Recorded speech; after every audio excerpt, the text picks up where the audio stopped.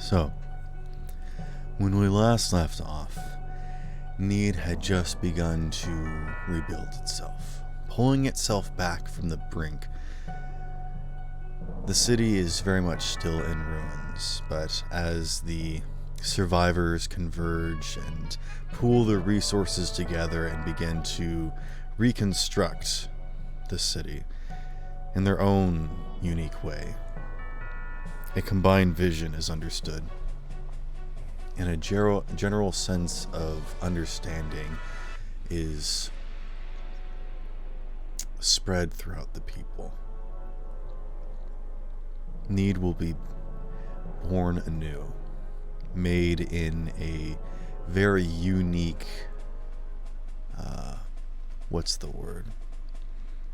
crux.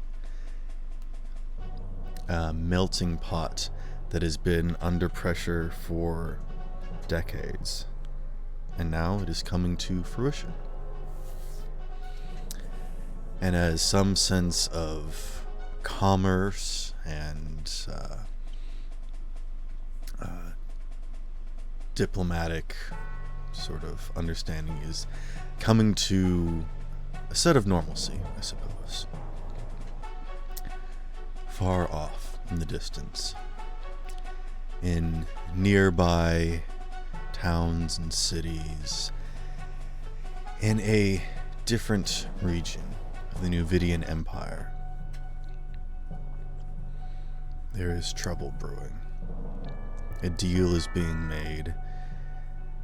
Secrets are being shared. And information is being passed. Word has spread of Need's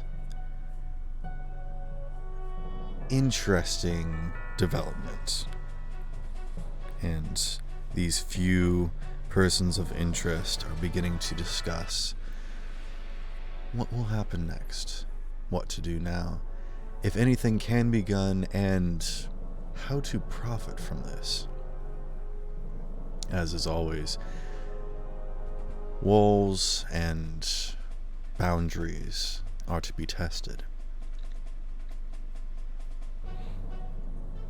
But, for now, we turn our attention back to our heroes of the day.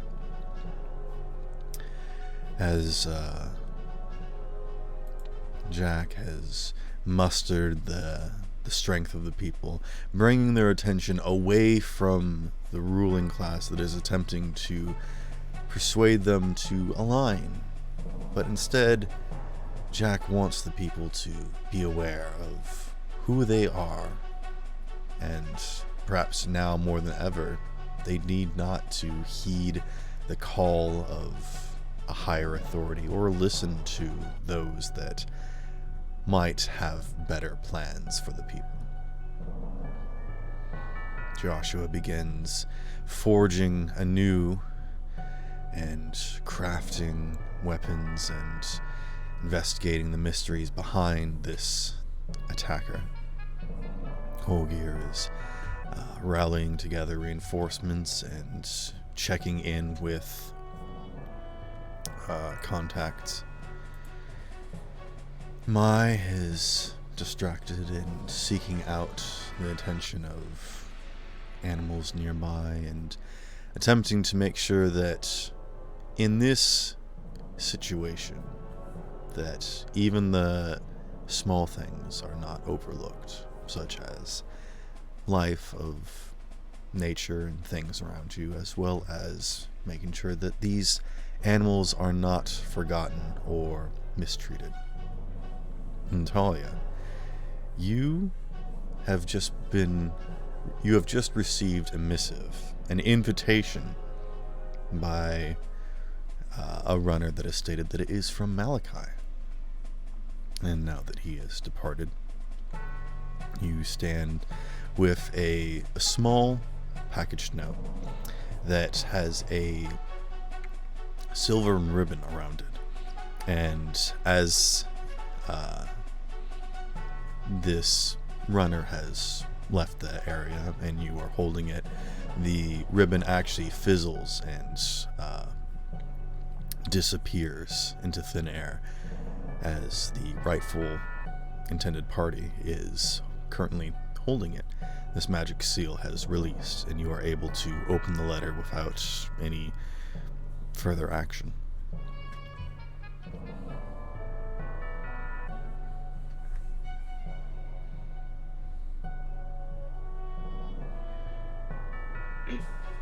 I would like to read the letter. Okay. You open up the letter, and it is a very quickly scrawled note. And it simply reads, "Dear stranger, I know these are troubling times, and I'm not sure if this will reach you, as you have stated that you are departing soon. However, it does appear that you are within the vicinity of the city at the moment, so hopefully this reaches you well.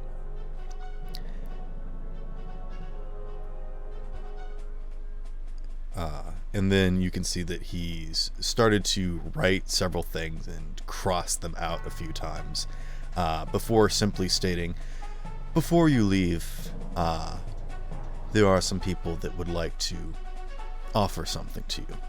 I myself would like to offer you some information and perhaps an opportunity. That being said, there are also some that want to give you some money. And also a reward, perhaps. You know, the usual thing of hanging ribbons on people and giving medallions for heroes and making them notable to the people. We are currently behind schedule, and we are looking at promoting a celebration soon on, but I understand that you are in a bit of a rush, so if you simply want to stop by, we can give you some goods and you can be on your way. Malachi." Basically, you got the idea that he was going to go into a long spiel and just decided that, like, just be very simple and direct. Like, hey, you know, you're going to head out of town soon, so if you drop by, we'll give you some money as thanks for saving the city, basically. Okay.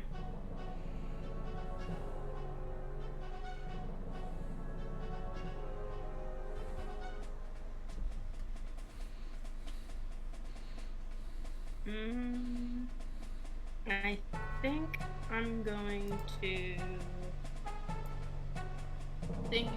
think I'll head over there then. Okay. Oh, I'm sorry. There was also one other bit of information that states, and if you know, or if you are still in contact with any of your friends that assisted you, they are also free to come and visit. All right.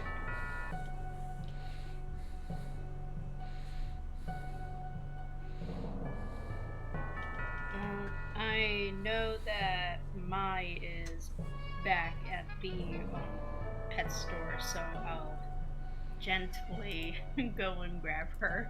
Mai was with you the whole time. Yeah, she saw the runner off, remember? She pretended that she didn't know what handshakes were. Oh yeah, I forgot about that. So yeah, I think me and her are most likely gonna go and gather up the guys and be like, "Hey, yo, let's get paid and let's get some gear." Just basically tell them what's going on. Okay. So yeah, you meet back up with the party and tell them about the invitation that Malachi has given you. And Holgir, you can recognize that this is like a formal invitation. This is something that you can literally flash to the guards and they'll let you into pretty much anywhere.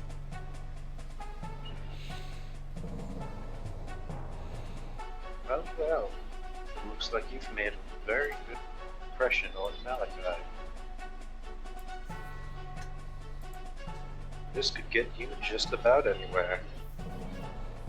It's probably. It was most likely my stubborn nature that he liked. It Just is saying. respectable. I can be highly stubborn, especially when I'm in a cage.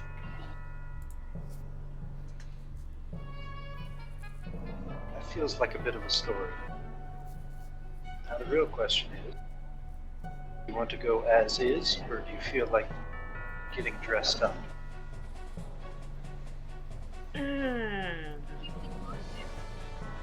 Dressed up?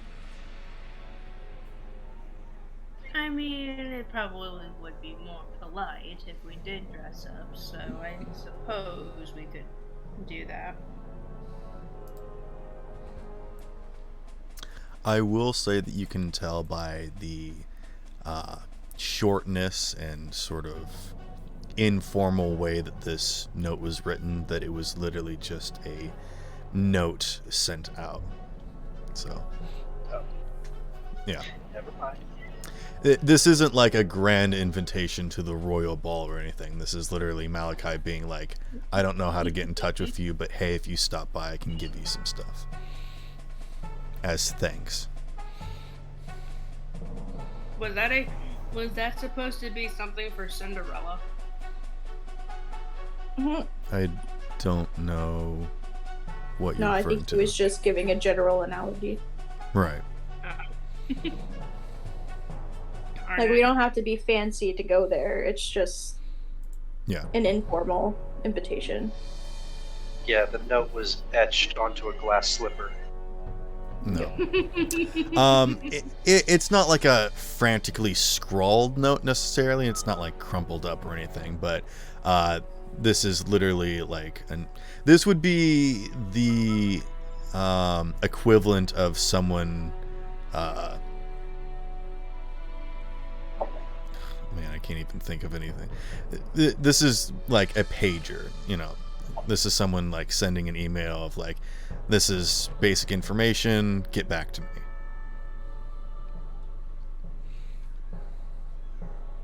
So if think you we want just to have to ignore show it, up. or you can check in, but you don't have to. This isn't like a suit and tie sort of thing that you need to, if you don't want to. Okay. Dang, I was hoping we'd go to somewhere suit and tie. He says, Oh, yeah, wearing probably. rags he stole off a dead body. And Connor standing next to him, probably one of the most delinquent of the bunch, aside from Jack. They're the most Hey, scoundrel I'm of them pretty all. sure the entire upper class would dig it. I mean, I think a lot of the female or some of the male variety would find it very appealing, but I don't know. They would not. I don't know how the bad boy vibe works. You do not have a bad boy vibe. I mean, so I'll tell that's you my, that much. My that's my pet's rap Connor's suit. head. Yeah, There. because he's like a foot shorter than her. Like, what? In this world, I am the troublemaker. Like, In this world, so, or whatever. I don't know. I don't know what to. Honestly, after doing this so many times, you kind of lose track of it all. Is it a plane, world, reality? It all gets mixed up here and there. Right? It's complicated. I mean, I could give you the whole crash course of what goes on and everything like that, but Are we going? Or are we? I do I say we believe go. that it's an agreement. We need cash money and Plus- new clothes plus What? equipment and equipment. and equipment. Well, Uh, it seems more like an open invitation, so why don't we just pop on by? Sounds like a good idea to me. Agreed. My brother works over there, so maybe we could visit him. Where's your brother, do? you have a brother? Yes. I have a brother Still and a sister. alive? I Dude, believe so. He was in the academia section. So far, he's not super accomplished, so I believe more or less just a gopher. Yes. Yes, a gopher. Holger, do you describe what your brother looks like? Yes. He fits the exact description of the runner that gave the note to Talia.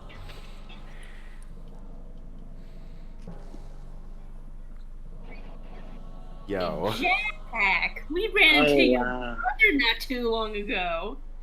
Wow. Damn, Oh, the I one could have that- mugged him. I What? kind of mugged them too. What is wrong with you guys? I don't know. It's this version. This version has a very strong criminal desire. You can't mug I'm people. told. It's rude. Tolgir was complaining about our criminal activity earlier. Who? No, I Oh, was dear. just complaining that you were rude. I mean, you are kind of rude. Who am I kidding? I'm rude too. I don't really care if people steal, just so long as you don't, kick sand in somebody's face when they're literally just trying to make a couple of silver. Hey, I'm never gonna rob. Listen, I only rob silver from people who are real assholes, right? I'm always going to take gold from someone. I never rob someone with silver unless they're a real dick, and I never take copper because honestly, that's like really kicking a man while he's down. I ran into some gymnasty that said that, and it really stuck.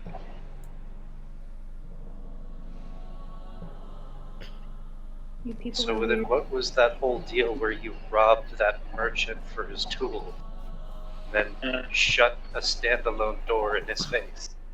What? Okay, for the record, I thought the door would disappear, alright? I didn't think it would work.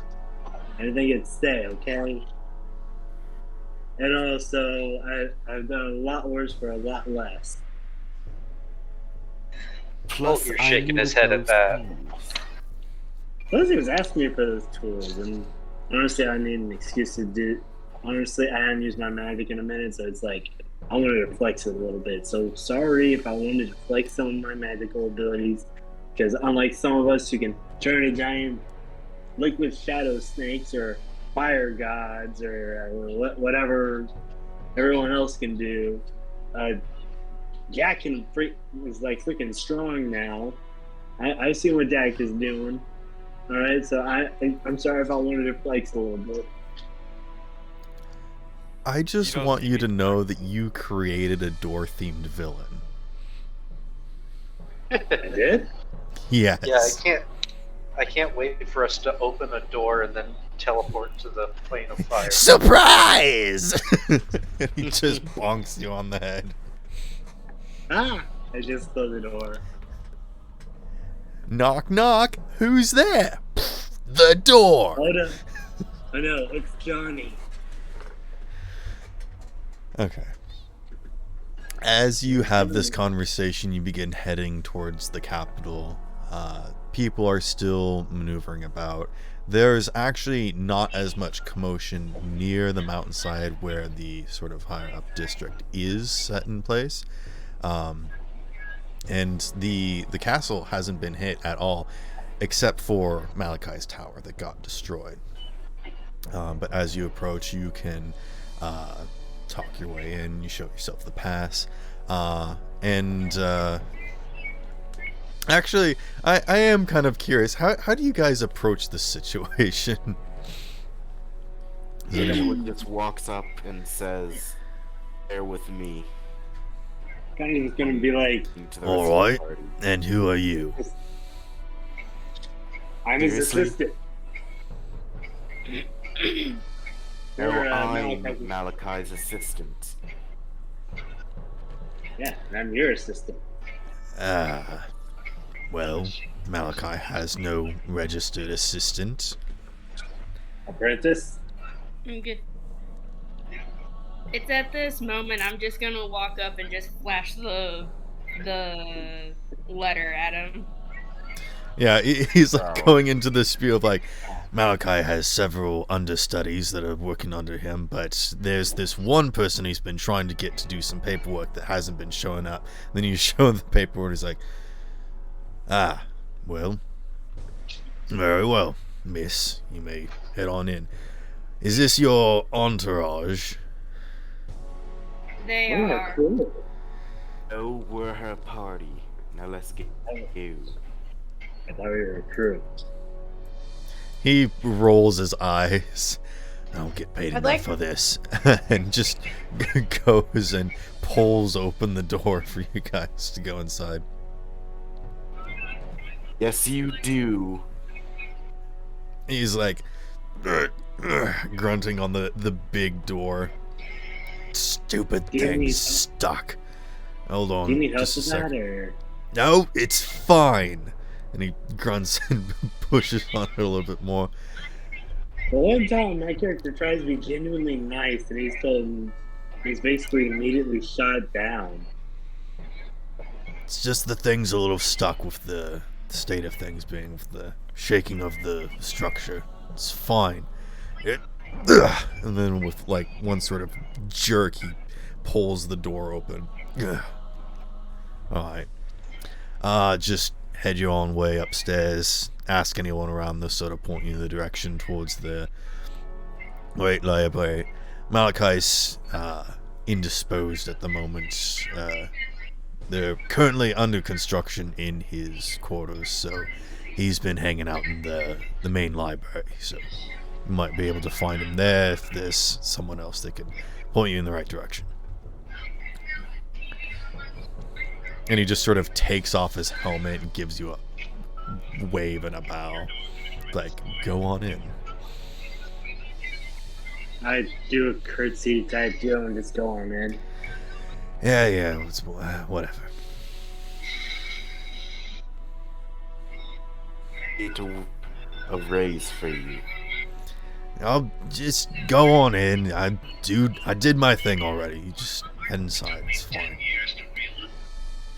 Got it pretty nice just standing here watching the door. It could be a lot of other things I could be doing right now. Yes, like fighting archdevils. Well, I was more referring to the actual cleaning and building process, you see. I've got a bad leg since I was working on the wall, but, you know, those days are over with. You know, in fact, I used to be an inventor like you, but... My walks past all of them. No. I think Sit down. I think you dodged the bullet. Your ass down. I think you dodged the bullet. I think you All of dodged us- the bullet, Joshua. You almost became this guy. all of us understand that reference, and none of us want the inspiration from it. Okay. No, please don't give us the inspiration. This is I'm having very mixed feelings. I do not want the inspiration, but at the same time, I want the inspiration. You take Right, the yeah, inspiration, you're out of the party.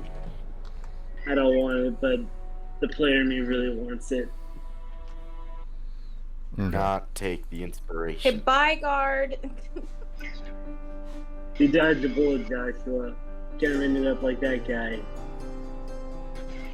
As you head into the main castle, again, when you think of a castle, you would probably think of cold stone walls with hanging banners and burning torches, but actually what this is more like is sort of the Roman architecture of like arches. It's almost like a glorified garden, with these sort of like long halls with different sort of plants growing in and around the structure. It's that very strange thing where you're walking through the suburbs and you can see that there's like solid green patches cut into squares and these beautiful trees growing, and they just have like this one spot of dirt to kind of grow out of. It's this weird kind of clashing architecture of the beautiful majesty of nature being confined in almost like a proud way of claiming control of nature and its beauty in this very sort of regal way. But there's no sort of torches burning. There's all sort of magical light sort of imbued into objects, these sort of sconces on the walls and whatnot. Very simple architecture, nothing's too ornate or distracting. It's all just very simple hallways, and you see lots of people moving back and forth, and it almost seems like a what's the term, like a college campus in a way. There's just sort of people moving about, and there are people stationed about. There are guards standing on corners or just sort of making the rounds, and you can very easily tell which people are working there with these various uniforms, all sort of having this dark, sort of motley, almost green color. But there's this dark, what's the term, tone that resonates with all of the uniforms, that you would know this, the people that live here, is this town was built upon mining, and so there's lots of, you know, very simple ornate things representing the, you know, the different precious metals, but only in symbolic ways. You know, there's like diamonds or, you know, actual like squares that are designed into different things, or, you know, dark lines that symbolize coal and, you know, fire elements and whatnot. But none of those precious resources are actually put on display in here. This is all very, you know, utility based and simplistic, sort of defining the essence of what the need is that it's form and function over, you know, the actual gaudiness that a normal castle would represent. It's actually quite pleasant to be in here, and you can see that there is, you know, communities sort of moving throughout, and people give you, you know, a nod, perhaps a smile or two as you make your way through. And you can easily find your way over towards anywhere that you would like to. But now that you are inside the castle, what would you like to do? Connor's just gonna stay next to Joshua and try to avoid some of the guards, because he's not sure. He might have bumped into some of these guards and may or may not have hit them in the knee a few times. You guys definitely stand out like a sore thumb, and you can see that you know, people policing the grounds come up to you and ask you what you're doing and if you need to be redirected anywhere. A little bit like they're sort of, you know, trying to make sure that you're not messing around too much, but no one's keeping a constant bead on you at all times. Just sort of people being like, all right, what's your business doing here? Move along, you know, that sort of nonsense. Okay, I am going to... Connor's feeling very hungry, because he gets hungry real easy, alright? This is something that's always been an issue, so he's going to try and see if he can find a buffet to eat from, even though the fact that he probably looks like a hobo. Most hobo out of the all. Are you looking around or asking around? I'm gonna go to one of the people who seem like the nicest and probably least likely to be a dick to me and be like, all right, me, make a persuasion check. Oh dear God.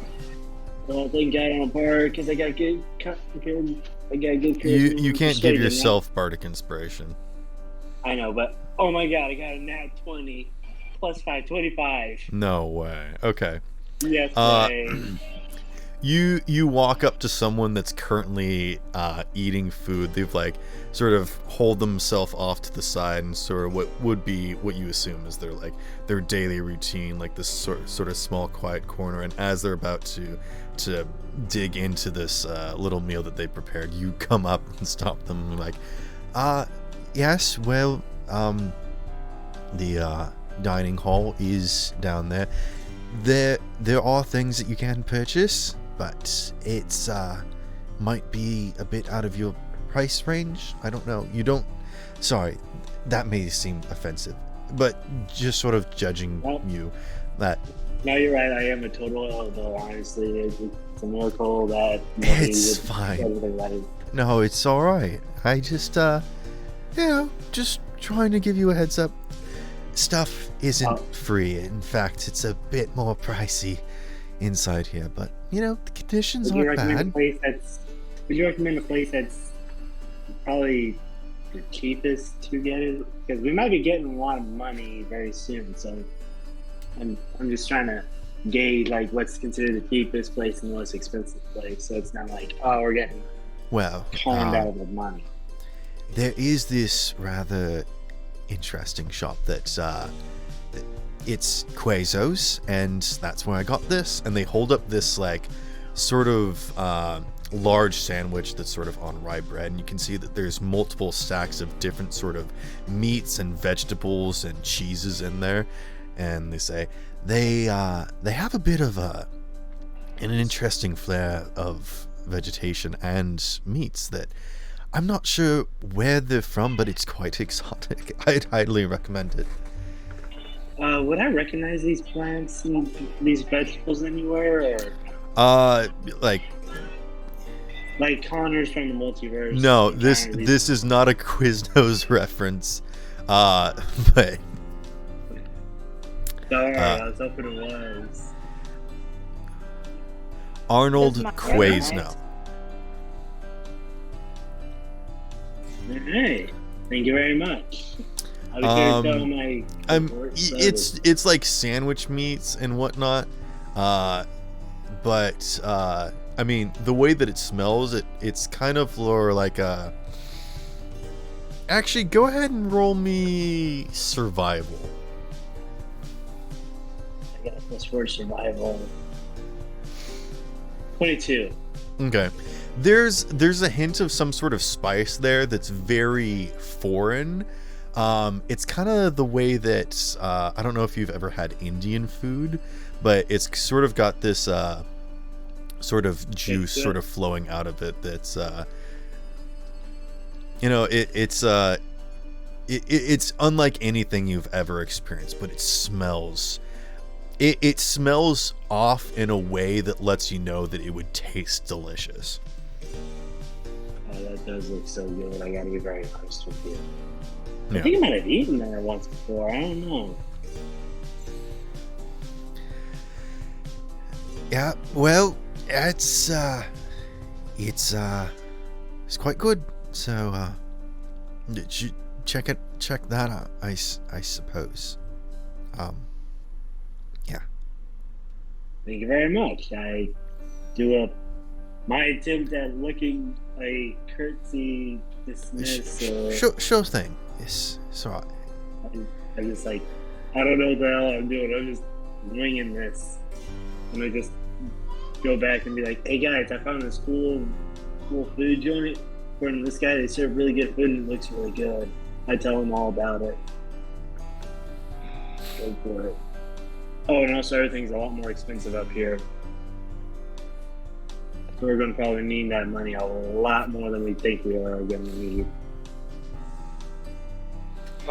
By the way, Connor, what was the little twirl you there? I don't know. I saw like one of my other versions that was the more fancier life. They kind of do that a bit. I don't know. I don't get the whole customs amongst y'all very easily. I just go with it most of the time. You mean a curtsy? Yeah, a curtsy. Like a bow? Well, curtsy is generally for women, but I'll show him a proper bow. I copy him and I'm like, oh, you know what? I think it might be the feminine version of me I've been noticing for those. And what's the name of gender bend Connor? Conrad. Conita. Conita, yeah. Cornwall, but okay. Hello? Okay. Yes, we can hear you. It's Carnita. It's Carnita. Carnita. My goodness. Connie? Yeah. That's like that's a very good one that you.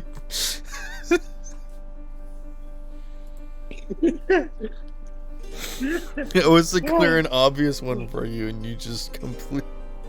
All right. I want to have my fun and mess with everyone, alright? I don't do the obvious. I do the crazy. That's my thing. Then don't do funny. Whatever. Yeah, that's great. I'll do Connie just to keep it straight. But yeah, I think the feminine version of me, I might have just been noticing the feminine versions of me doing that.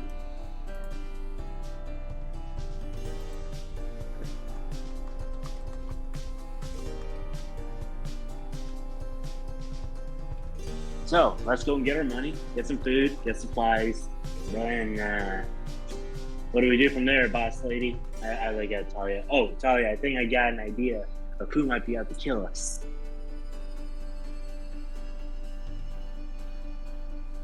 What? Remember me and Holger were just having a whole debate on who might be out targeting us, because like that's a very special bullet and all that to target us and all that, Oh, that's what you said. I thought you said Aku, like Samurai Jack. No, sorry. I wish I was that cool, but no. But anyways, what if it's like a legion of evil Malachis that are like out to get us? A legion? Yeah, the legion of evil Malachi. Liam. I don't know if we discussed the Legion, because that implies that there's like hundreds of them. I mean, technically there are hundreds of thousands of millions of billions of each and individual on this planet. Well, sure, but I sincerely doubt all of them got together and was like, fuck this person in particular. You don't know. We don't know how what goes on in this crazy version's heads. You're I right. Connor, I remember don't. like stabbing them with an alternate like But it's a long shot.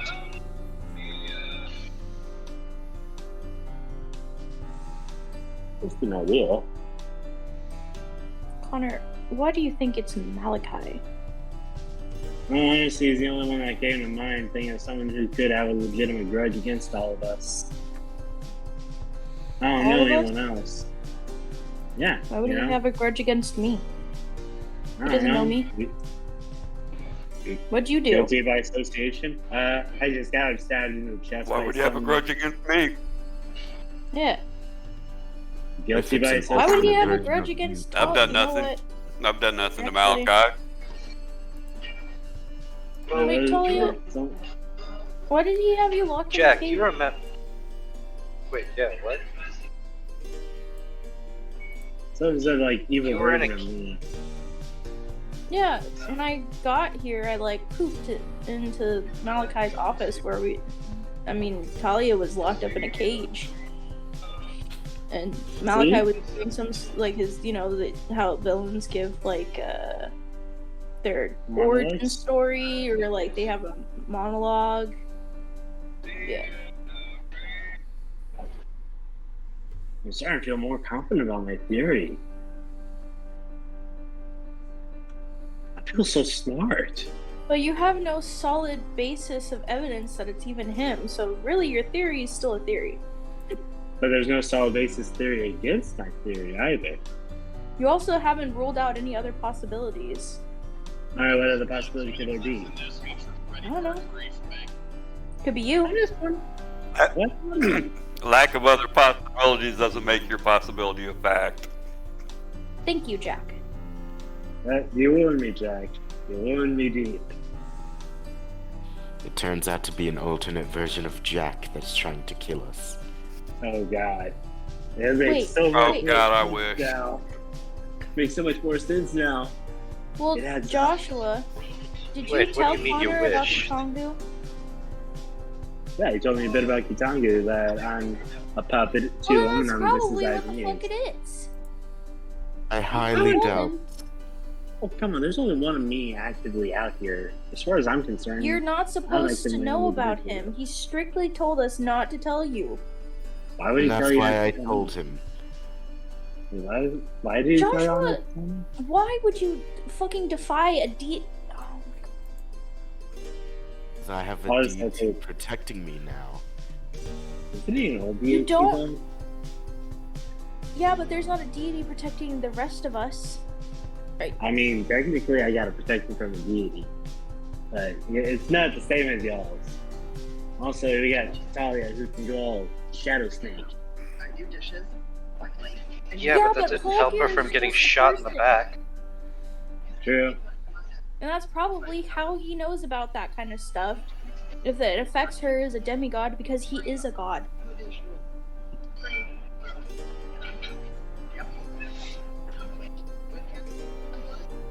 Like, I'm not gonna sit here and pretend I know what all the other versions of me do. Alright? I'm just pitching a possibility here. Because we're being very obviously targeted by someone who knows what we all are and has a very good idea of how to hurt us as hard as they can. So I'm just trying to pitch ideas here. So unless anybody has a better suggestion aside from me, a rogue me that, alright, or the godly me is out to kill us all, you know, who's I'm not basically saying that the studying. god is out to kill us. I'm saying that there's probably fucking consequences we all have to pay for Joshua's stupid, idiotic fucking decision. Okay, for the record, consequences never apply to everyone, right? You just gotta be smart to not get caught by them. Second of all, That's also very bold Turkey words kind coming from of somebody who people. can just hop bodies. I mean, that's how I usually escape consequence. No, no, we it's don't fine, we don't have because that you- option. Yeah, you get to just do whatever the fuck you want, Connor, and no, it's no concern to anybody else, right? Actually, Nobody I else's live in a safety constant is a state problem of, for you? actually, I live in a constant state of sadness and sorrow because I'm the only one fully aware of what goes on in existence, and everyone else just lives in blissful ignorance. So, Blissful ignorance? From my so perspective, then why yes. why are you so down to get the only people who have supported you know existence killed? I'm not down to that. I'm just trying to help y'all. I'm just not used to people who actually believe me on my stuff. Oh my god, I'm so... That's it. Maya's just gonna just walk away, and she's just over it. I don't even know where to go with all that. I'm... come back. We need to get. Don't Yeah, we gotta tell get our me what the money. fuck to do. I like to imagine that you guys are just standing outside the doors to the library having this conversation. Like, no, before we go inside, we need to figure this out. What are you talking about? I mean, that's a Connor move right there. Just be And like, that- Look, Mai, that come point, back or just- you won't get your share. At that point, Sparrow, I'm just gonna like push the freaking doors open, like, oh my god. Okay. hey, are those doors just I as need to heavy get as away us? They're like beautifully carved mahogany doors. You just sort of push on, just slam open, and inside you see a vast, beautiful library. It looks like a large, spacious room with these walls and walls of shelves. It appears to be a circular room with shelves sort of aligned in a way that would almost dictate basically crisscrossing the room. I'm describing this very badly. At the center of this circular room, there seems to be a few tables and sort of couches set up as a sort of relaxing situation for studying or just Lounge. enjoying a good book. Yeah, lounge. Thank you. Lounge perfectly describes what this place looks like. There's also some exquisite woodwork in here that seems to sort of dictate what this room is and about, separating it entirely from what the rest of the castle is like.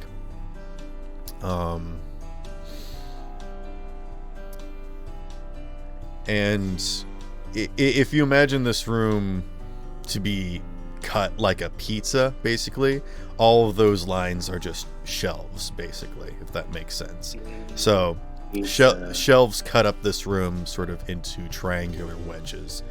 And there's also tables, chairs, and reclining couches along the edge of the room as well.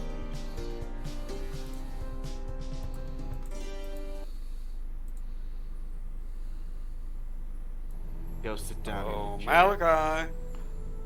So, is this how award ceremonies and this kind of stuff go, or is this like this plane of existence thing? It's not an award ceremony.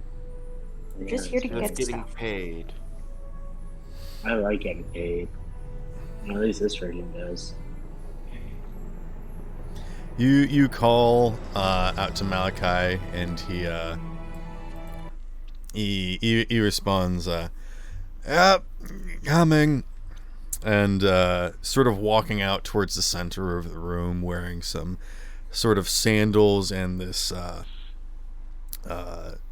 for lack of a better term, just sort of a robe around him, very much in lounge wear, and he's like, hello, welcome in.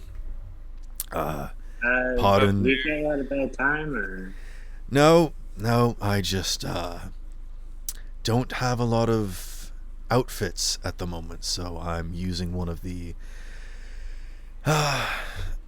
anyways, please come sit down or whatnot.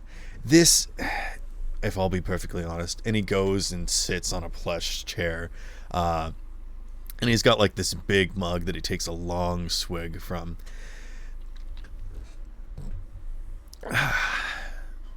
So, sorry. Yes, I'm working on a very low sleep at the moment. This is sort of the first off time I've had since the attack. So, not a lot of sleep, not a lot of downtime. So, as long as this takes, the better for me, because this is nice. Just to sit down. Anywho, I'm sure. I'm sorry. And he gestures a hand to you, Talia. Thank you for coming. And is this all your friends that help? There was a group of you. I not very good with faces. Wasn't sure who all was there. Are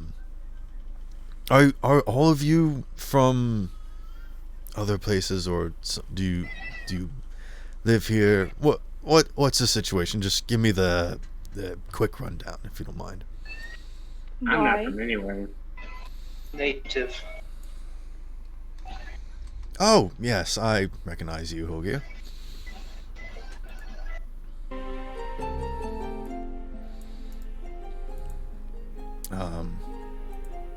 Let's see.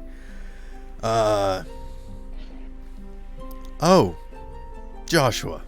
You see you're here as well. That's right. Yes, you're hanging out with these people.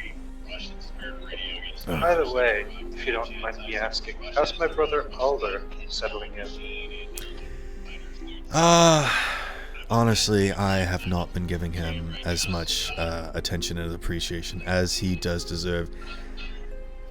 The current situation is that he is very much a go-getter and has all of the attributes to be a great magician, other than the fact that he is a pleaser.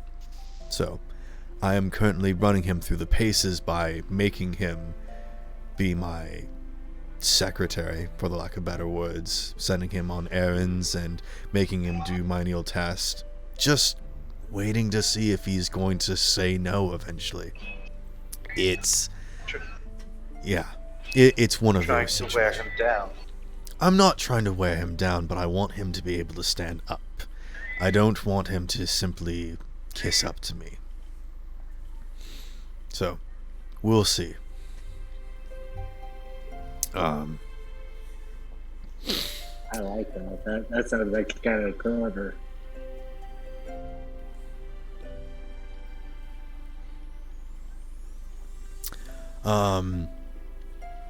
Speaking of which, Sir, he raises a hand up and just sort of rubs his face. Okay. Please have a seat. So here's the current situation: is that with the current state of affairs, we're in a bit of a tricky situation, diplomatically speaking, basically, because we need to keep up airs and make sure that, you know, trade runs smoothly. And if we can't get the trade back up, then we'll be in a bit of a sticky wicket, as it were. So what we're trying to do is... Sorry, that's not what I'm here to talk to you about. What were we talking about? You were telling us we did an awesome job at saving the city. He snaps his And, fingers. That's right. And you, he points at Talia, said that you needed to get going. So, as per my request, I stated that I was helped by several very handy individuals, and so in order to say thanks to you, we should offer some compensation. They agreed, of course, and want to perform a ceremony. I said that they might not be around for very long, so we're just going to give you some handouts, basically, and then we'll, you know, put it in the records and put it on the books and whatnot. Very touch and go, but, you know, before you headed out, I wanted to make sure that you at least got something. And he gestures to a nearby table, and you can see that there is a small box.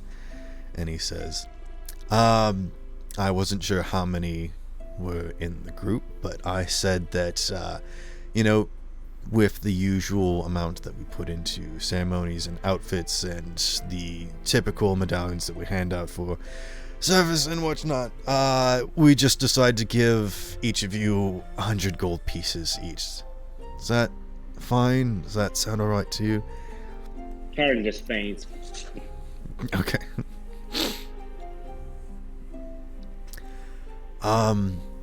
So yeah, if each of you just want to go over there, when the box opens, it will deposit 100 gold. If you go one at a time, you can each get a share. Box only opens up once for each person. It's kind of a fun little magic device I invented. It's a cash register sort of situation, but very, very simple and quite handy, might I add. So yeah, you can each add 100 gold pieces to your inventory if you would like. My God, I went from broke to making bank. I'm not gonna lie. I don't think we've actually purchased anything like legitimately this campaign. We've No. always kind of just hand waved away foods and stuff, so I don't really super know how that stacks up.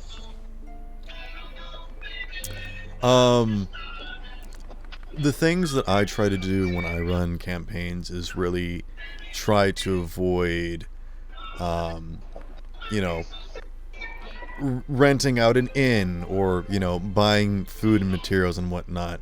You know, given time in civilization, I assume that it's that you guys get, you know,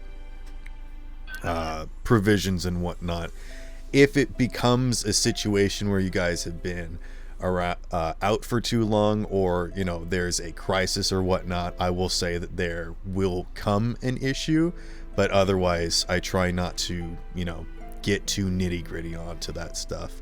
And so, you know, money is used for purchasing extra things, like if you want to buy land or mounts or magic items or something, I don't know, something that isn't, or like is a little bit extra, basically. Okay. So that's what you can spend money on. I just wasn't sure how much buying power that was. I would say that would be equating to the amount of like you helped you know you helped out during an earthquake where people were trapped under rubble, and you showed up at the mayor's office and they gave you $1,000 each. Oh, okay. Like, it's a bit much, but also you know, they can kind of get away with it because the things that they do have a lot of is money, but not, you know, at this current moment in time, there's only so much that money can buy. What they need is manpower. And Malachi, you know, kind of describes that in between almost passing out.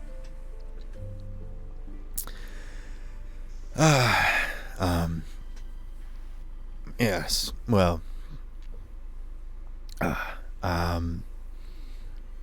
thank you for your service. Really do appreciate what you've done. You know, for some of you, this isn't your home. For some of you, it is. But, you know, all of your work is appreciated. You guys really performed outstanding out there. So, if anything you take away from this is, you know, just the money, that's fine. But I want you to know that no good deed goes unpunished. No, paid for. You're appreciated. Yeah. I'm sorry. Very tired. Anything we can do to kind of help you out there? Like I said, the longer this meeting goes, the more I get to relax and actually sit down. So I can talk. we can talk for a little All bit. right. I should get back to work, but I grab a chair and just immediately sit down and be like, so, and I just try and wait for him to spark up a conversation that prolongs his break. well, I will admit I am quite curious upon where you came from and what your world is like beyond ours.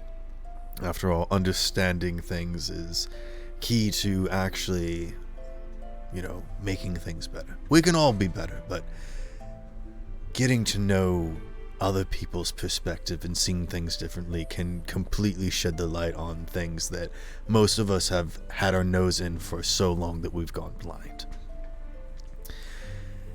Case in point, a lot of us stuffy individuals up here on the mountainside really been thinking things have been fine for so many years, but now that need is open up, we are forced to work together, and I think that is actually for the best, because it means that the story that we've been telling ourselves for so long is actually coming to light. So I quite appreciate that.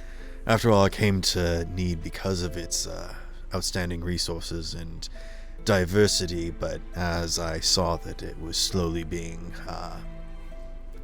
cut out, I really started delving into investigating some of the stuff, and that's how I met your friend Joshua. He was a bit of a rabble-rouser, and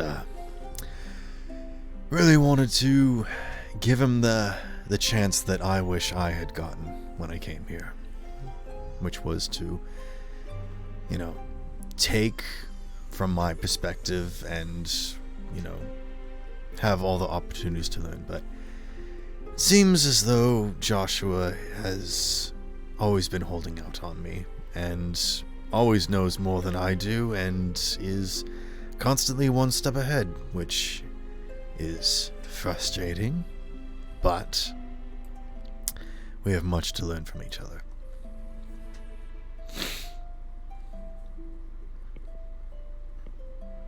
I just nod and I'm like, I just kind of look at him and I'm like, this is a lot more pleasant than I thought it would go, kind of look. Well, I How long? am not diplomat. I am a scientist.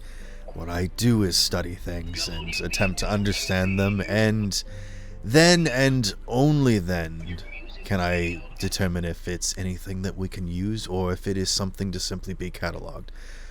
Unfortunately, as I am the court archmage, I am instructed to produce results more than anything. So unfortunately, as it comes with the job, I am designated to make things happen more often than I actually get to understand and help more than anything, which is unfortunate.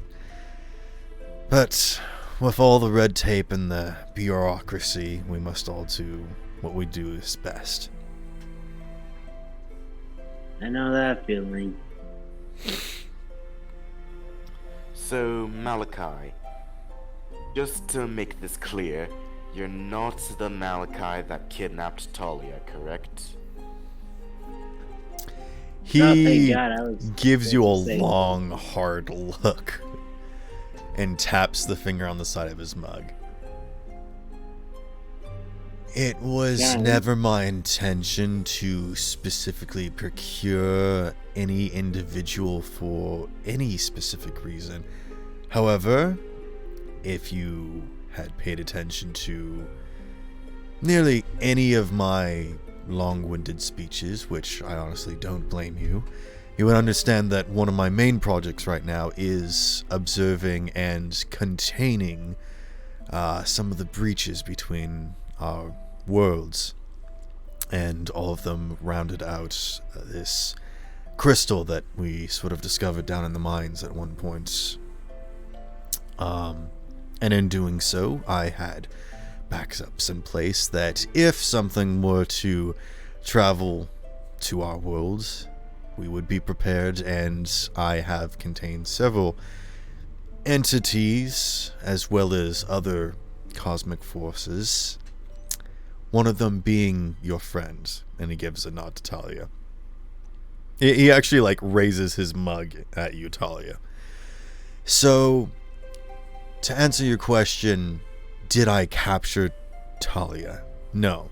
Did I contain her when she first came to this world? Yes. And it seems as though I've also done that once before. So, he runs a hand through his hair, brushing it back. Again, he's just sort of like very tired, but also kind of got like this hot young dad energy about him, where he's just sort of reclining in this robe, and he doesn't have any pants on, but he's like trying to be modest about it, but is also just like really kind of done at this point and is just really exhausted, and is like, just let me have this at the same time. But he does then look to you apologetically, Talia, says, we've seemed to have this conversation multiple times, so honestly, I'm more interested upon what you might be able to tell me, in all honesty. If you have the time, that is. I know you said that you needed to get going, but I'm now starting to wonder if that was simply an excuse to not hang around me anymore, which I understand if that is also the case.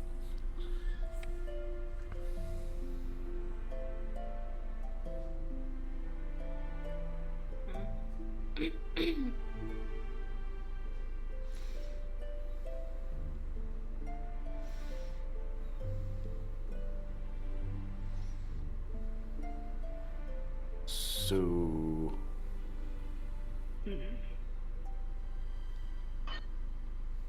But you what are else not. is new in town besides the earthquake?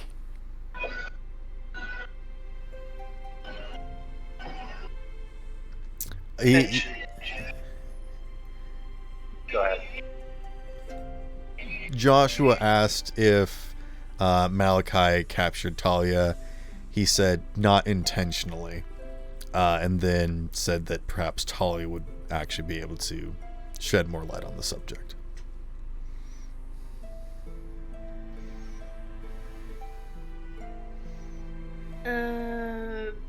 Well.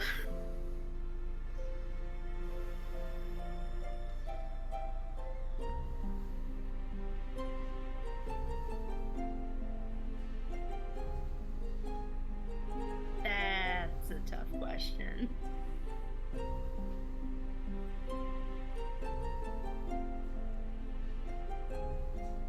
Because, in all honesty, I forgot.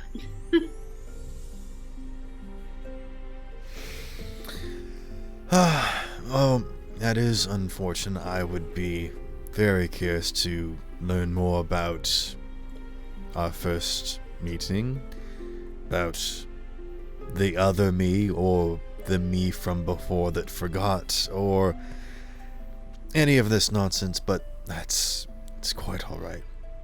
But perhaps this will be the last time, and perhaps that might even be a blessing, so. But, if something like this does happen again, if you come across another worlds, if you meet me again and I've forgotten, I don't know, I'd be interested. I would like to think that the other versions of me are simply curious and trying to do their best to help out. So, I think if you appeal to them in the sense of a scientist and go along with whatever sort of reservations they might have, I think might go over better next time, I suppose, if that makes sense. I'm not saying there's going to be like a sort of magic word that you could speak that would, get them to do anything you want, but I think, as it stands between you and I think we're on pretty even standing ground. Out of curiosity, where are you headed off to next?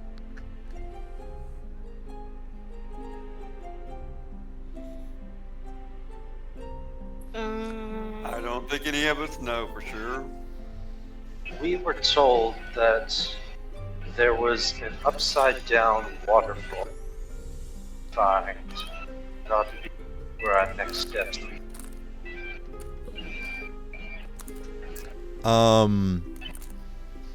What makes you think that, out of character? It was brought. To be fair, I have no idea if this actually metagame knowledge, as in like I wasn't actually doing this, but I remember Kitongu mentioning, or us learning about it at Kitongu, that there was an upside down waterfall associated with Mai's brother statue. When you first met when you went to meet Kitongu in his lair, there was a bath of this glowing liquid that... Oh, it was the memory goo. Yeah, memory goo. And I think two of you touched it. One of them saw, like, frozen mountains, and then one of you heard a phrase follow where the water leads upwards. But Kitongu did not give you this information, at least of his own accord, out of his own mouth. Gotcha. But I will roll a history check for Malachi.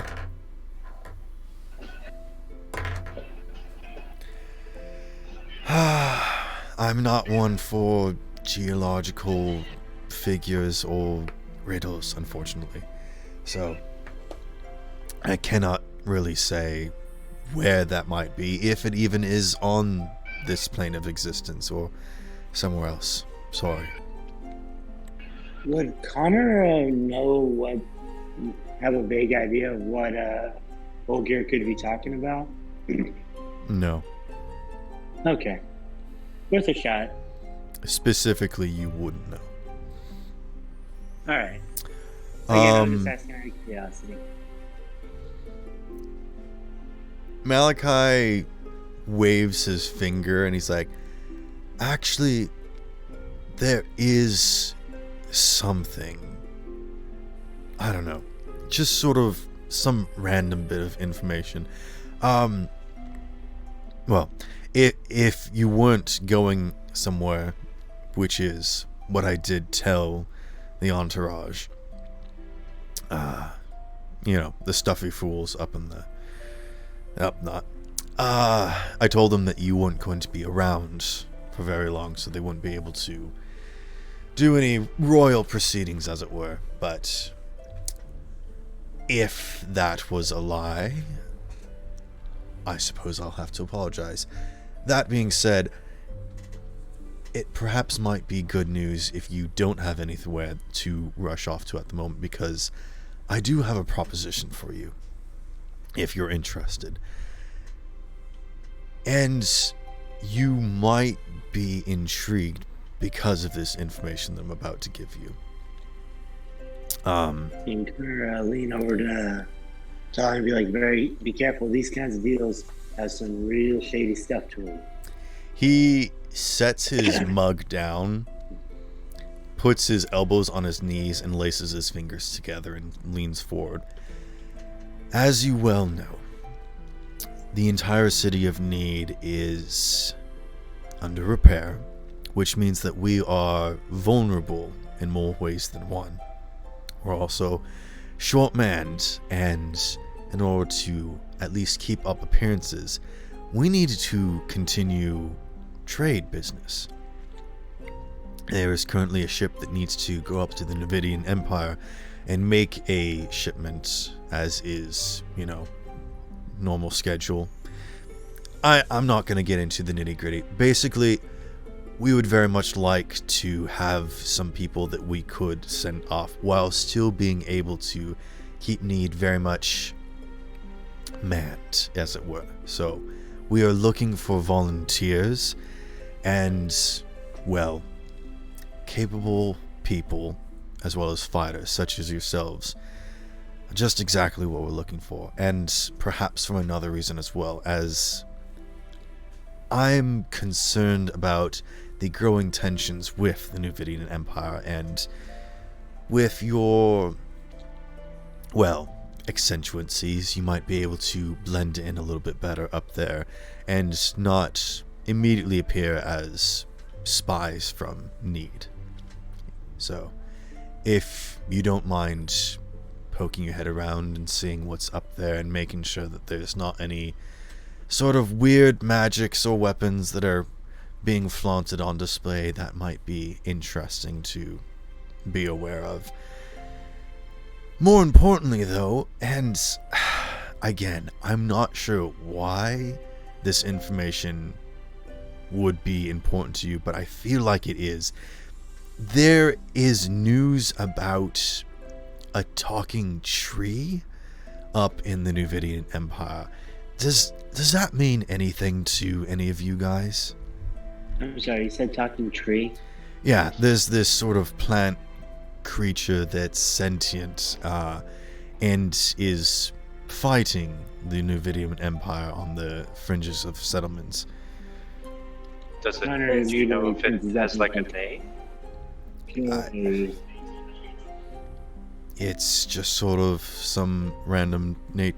Again, not too many specific details, just sort of cut word that... Actually, I'm not sure where I got that bit of information.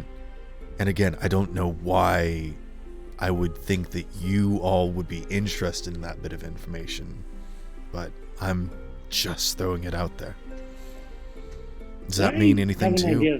What? Do I have an idea of how he would know this? Or no? I mean, you have all fought a root-like creature pretty much your entire campaign up till this point. I mean, like how he obtained the information that we specifically would be interested in this kind of tip. Like, is there any way, like, for Connor, he has a link to his other version, so that's how he's well aware of most stuff. Would, like, him and everyone else kind of get that same kind of vibe, or is that, like, there's no check for that? You can just ask. Oh, excuse me, I'm feeling very suspicious. Have you? Oh, who's not? I've been getting any weird dreams recently, like, you're living out a daily life you don't normally live, but it feels very familiar to you by chance.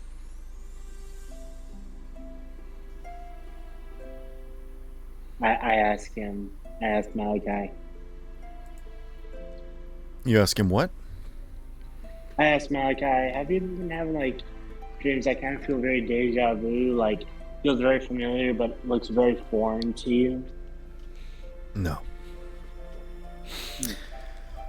I have been without sleep for a while that I am getting a little loopy, but not delirious. I put my hand on his shoulder. There's no shame in being loopy or delirious. Trust me, sanity is overrated.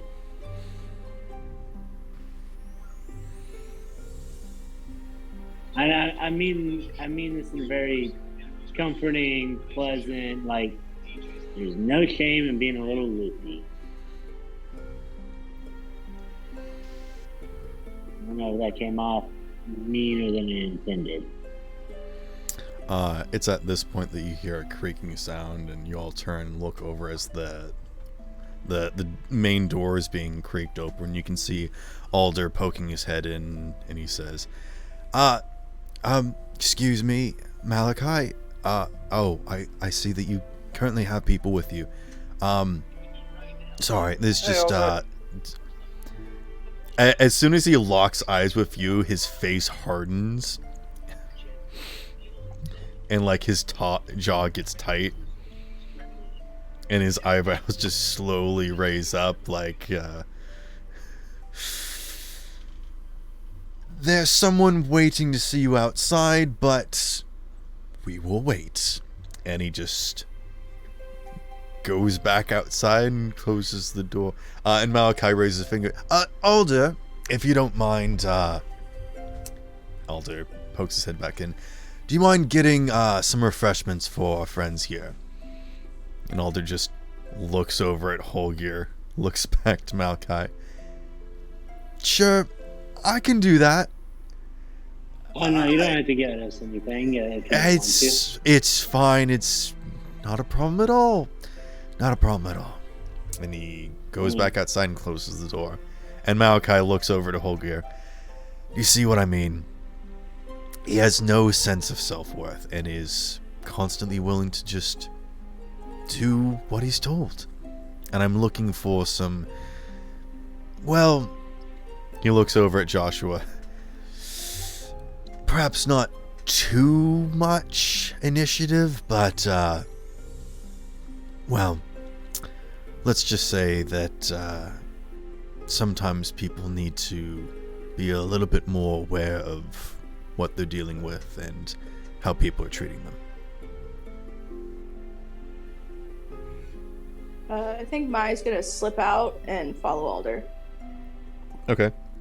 As you step outside, you can see that there is a young Furbolg girl that's like calling after Alder, like, "Wait, you can't just leave. I'm trying to get in to see Malachi.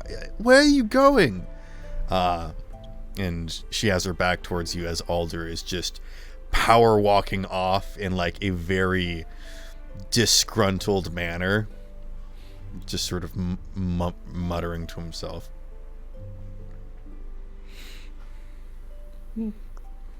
Hello. Oh, hello? Hello.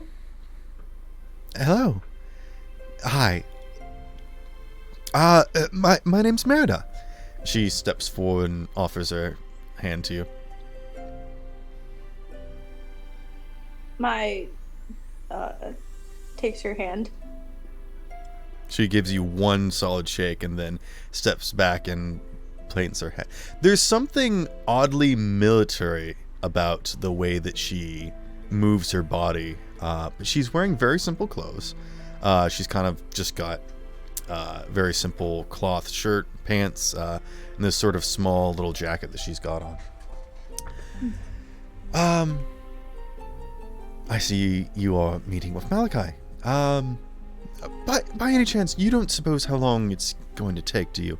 Not that it matters. I'm just, I really like to speak with him. Hard to get an audience with him, though. He's very busy, I understand. Maybe I could just pop in the middle of your thing, just ask him one thing real quick. I'm sorry. No, that's wrong of me. I shouldn't intrude or impose on you. I will wait. It's quite all right. Merida, right? Yes. And, what's your name? I'm so sorry. I'm Mai. Pleasure to meet you, Mai. Do you mind if I inquire about what do you need to talk to Malachi about? Maybe I could hurry them along if I knew how urgent it was. Yeah, I just had a favor to ask him about... I like favors. It's a bit of a long story, but there's this boat going out of town, and I really need to get on it. I'm willing to work. I have family, and I really need to go see them. They're probably worried sick about me. I made a real mess of things here, and I think it's time for me to call it quits. I need to pack up my roots and go back home.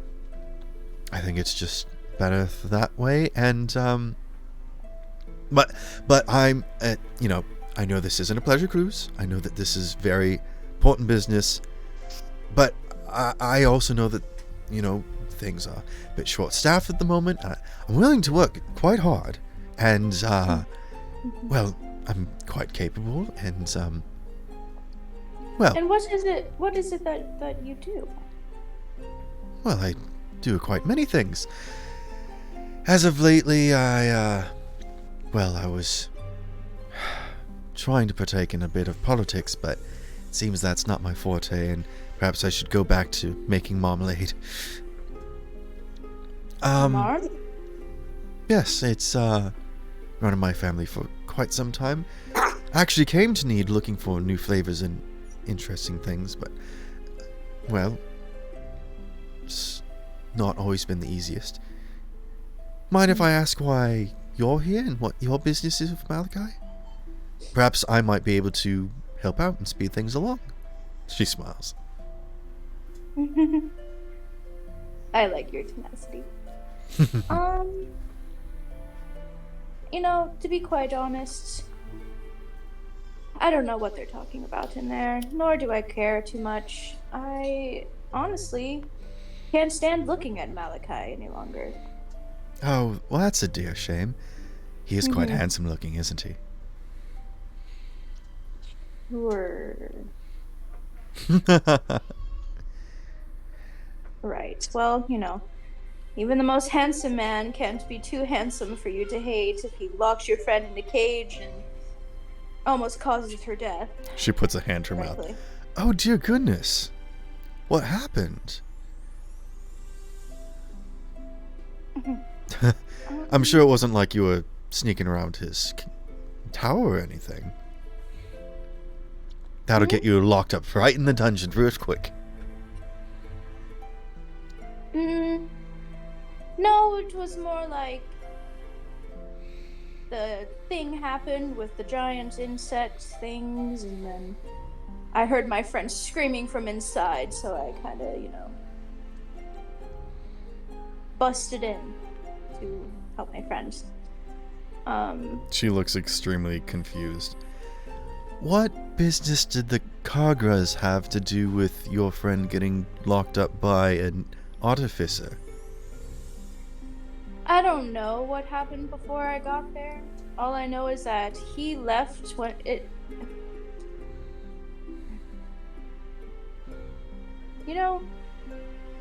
I shouldn't worry you about this. Maybe that is for the best. Sometimes things are just too complicated. Right. I wish I could help you, though. I don't know how you could. But I mean, if I could find a way for you to help, I could give you this hefty amount of gold that we just got. Oh, well, I'm not in the need for any gold necessarily, but I do have a bit of persuasiveness about myself. I have a few connections here and there. I am a bit of a well-known figure. Unfortunately, my, well, rather famous status has turned to infamy at the moment, unfortunately. So, and that's when you realize that this was the girl that made the speech in front of Need that did not turn out so well. I was a bit of an activist and trying to turn things for the better, and it just seems that all of my hard work and whatever I do just doesn't turn out to a hell of beans. So well, perhaps it's for the best that I just simply butt out of it. After all, I'm not born in need. I'm simply been here for most of my life, but it's, at some point you have to realize that things aren't really worth ruffling so many feathers about. It's, well, so your solution to the problem is to pack up, tuck your tail between your legs, and run away. at some point you have to realize that despite all of the good that you're trying to accomplish, sometimes it's just not your business, and you really shouldn't be butting in too much. So, Well, I mean, yes, I am turning tail and running. But I'd like to think that would have been under better circumstances, but, things change, and sometimes you need to accept what you're capable of and,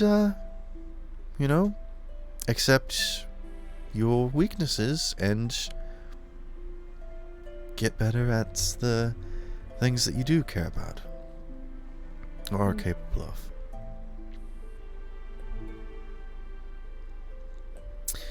I thought I was a good public speaker, but actually it was just people with no vision or directive looking for someone to follow, and, well, that didn't really turn out well. Anywho, this is a bunch of nonsense that I think is too complicated that you also don't need to hear, so I think we're both tied in that way. Anywho. well, let me see if I can hurry all this along for you, at least. She Be back. nods. She pokes back into the room. Okay. What have what's the rest of you been talking about? I think I'm giving him the rundown on Parabellium and how it'll slow down the progress of the tar in the event of a World Tree root sort of infringement.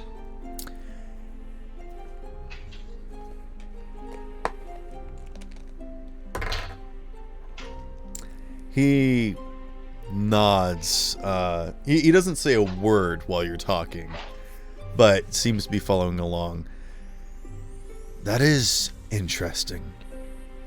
There is a lot of information that we do know about Parabellium, especially with its ties. It does make the best anchors and tuning rods for planar travel, but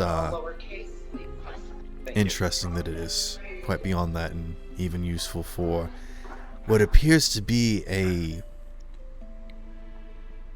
complete wipe of the universe. Interesting. Parabellium itself is not what causes the wipe. It's more that gods decide that it's better to clean slate.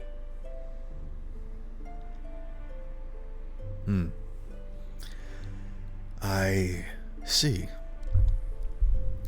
Interesting enough, and I'm sure you probably know about this, but Parabellium is actually not a naturally occurring substance, but is actually rather a byproduct from some of the processes that we did when we were, well, carving out Need.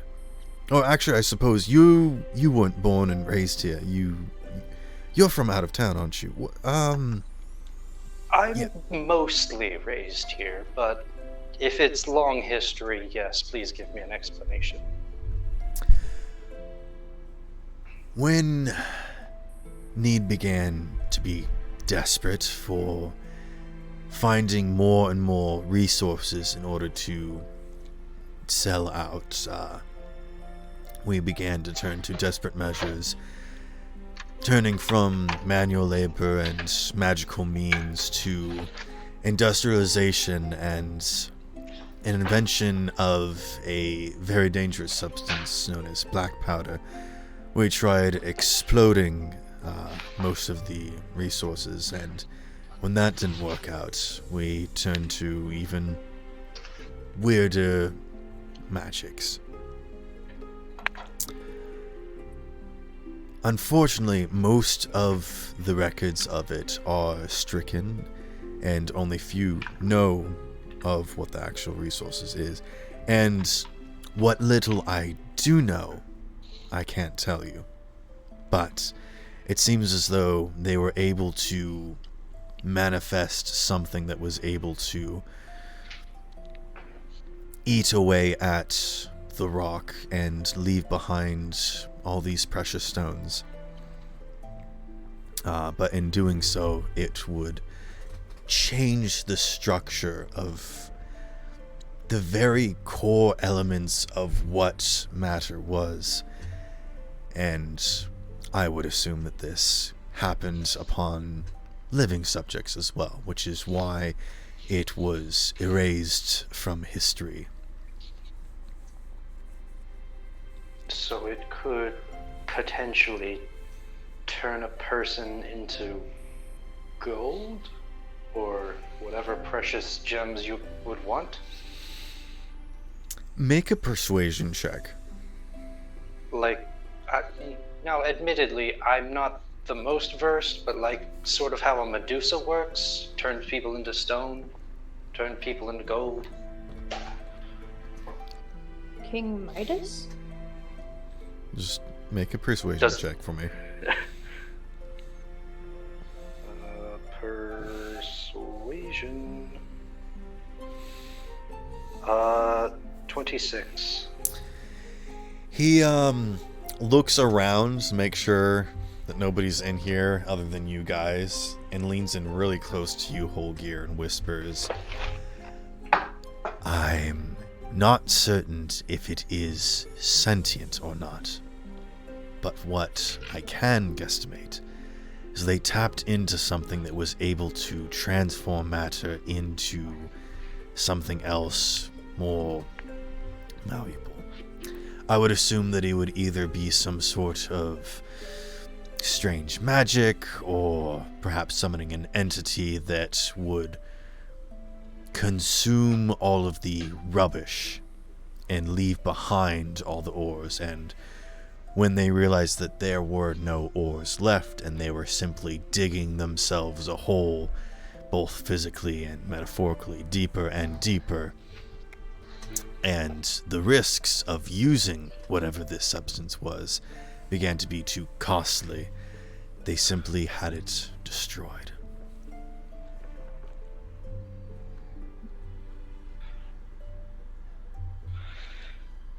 So you're suggesting that the tar exists, or I have no idea what the tar is, what you're in reference to. From the way that you've described it, it does not seem to be a sentient entity or force. It is simply the erasing of reality as we know it. And how you managed to survive it is beyond me. Or what Parabellum is able to do to hold it back. All I can tell you about whatever Need used to do in order to attempt to increase their efficiency in mining, they tapped into something that was unnatural, despite its effects on the environment and the people that used it. That is all I can tell you. I'm sorry. Speaking Speaking of unnatural, can you explain to us how none of the rest of the castle was affected in this last attack, but your tower seems to be blown up or disappeared or whatever? How'd that happen? Magic? He leans back. My tower was specifically blown up in an arcane explosion, which we can only assume is sabotage, which only leads into the narrative that the higher-ups are explaining, that this attack from these creatures suddenly appearing can only be of intelligent design. These creatures do not simply appear. They are not intelligent enough to know what they were doing, perhaps, but they were presented to us perhaps by some sort of opposition, which is why we even need to further prove the point that, or keep up the facade, that things are still running smoothly. So, if we can keep up the trade networks and get the river flowing again, then we will be able to, at least for the moment, until we can keep the lie up until it's true, prove that we are not vulnerable. But there are many who believe that this was an attack meant to weaken us for some higher attack. But it is unknown at this point if this was merely an accident or some sort of planned encounter. But if we show Well, I any think weakness, even if it was planned, I was gonna say, I think that if it was planned and if they were observant, they probably have discovered that there is no weakness there. And not only is there no weakness, but it also solidified the entire city together. So if they were trying to test us for weaknesses, I think they failed big time. he smiles. agree. I agree as well. But that is the reason why we are not reaching out for support at this time. If need, the entire crux of trade within the entire continent was shown to be vulnerable, perhaps other nations would move in to take control. So, that is why we are attempting to, at least for the moment, pretend that everything is fine. Which is, unfortunately, how need has been for the past century or so, but in a different standing. So, in some way we're making progress, and yet in others we are still relying upon old strategies. Hey, there's no shame in using old strategies to help build a better tomorrow, my friend. I need to go grab a little bit more water. I'll be right back. Fair enough. I think I need to do the same.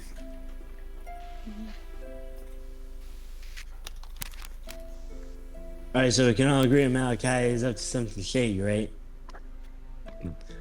Nah, I'm messing with y'all. Nah, He's nice. Not this one, at least. Yeah. Next Malachi, I'm gonna be extra suspicious of. I mean, sounds like he just wants our help with getting whatever he wants, and he's just willing to play nice. Alright, I'm back. I mean, as far as business partners go, pretty on the. Plus, I think he's a tad tired to be, running circles around us. You never know. Some Unless- people make their Unless best it was all plots a and- ploy. Oh my god, should I insight check to see if he really is tired or if he's faking it? I mean, it's not hard to lie to Connor. That's not true. It's very difficult to lie to me. I mean, yeah, if anyone would like to make any insight checks on anything he said so far, feel free. I'll do an insight check. Okay, on what part specifically? That he's tired? Yes, and I got an 11. Okay. You can tell that this person has been running around. You can physically see that he has bags under his eyes. His hair is disheveled. He actually still has a bit of rubble in his hair. Uh, and you get the idea that the only reason why he's clean is because he's changed clothes. May I roll an insight on how likely he thinks there's going to be some form of incursion on need? Sure. Or would that be insight? I feel like that would be a question, because that's Okay. that's something you could just ask him. Okay, I'll just straight up. How likely do you think an incursion upon Need's borders will be?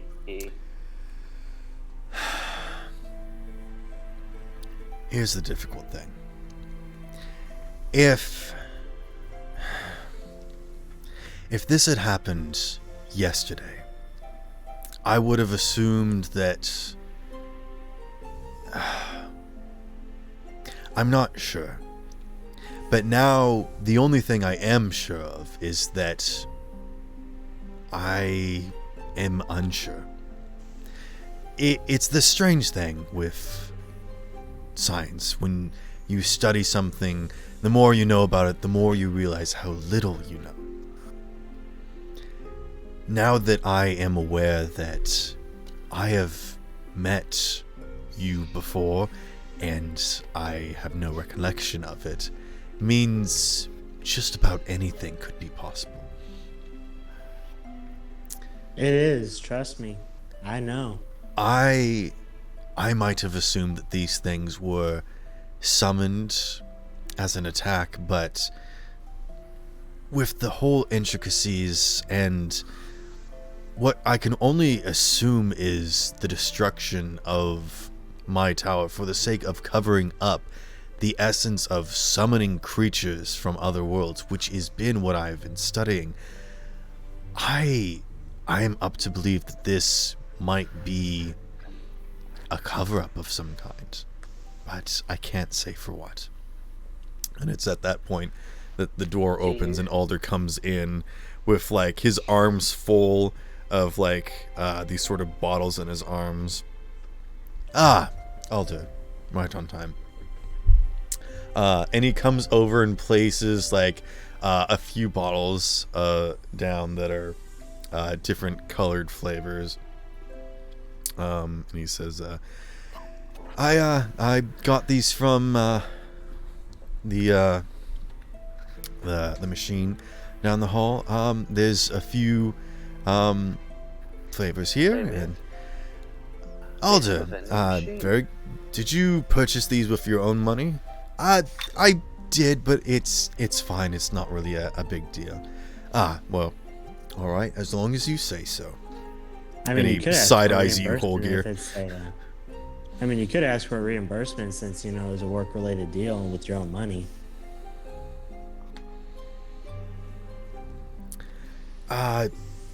It's fine, really.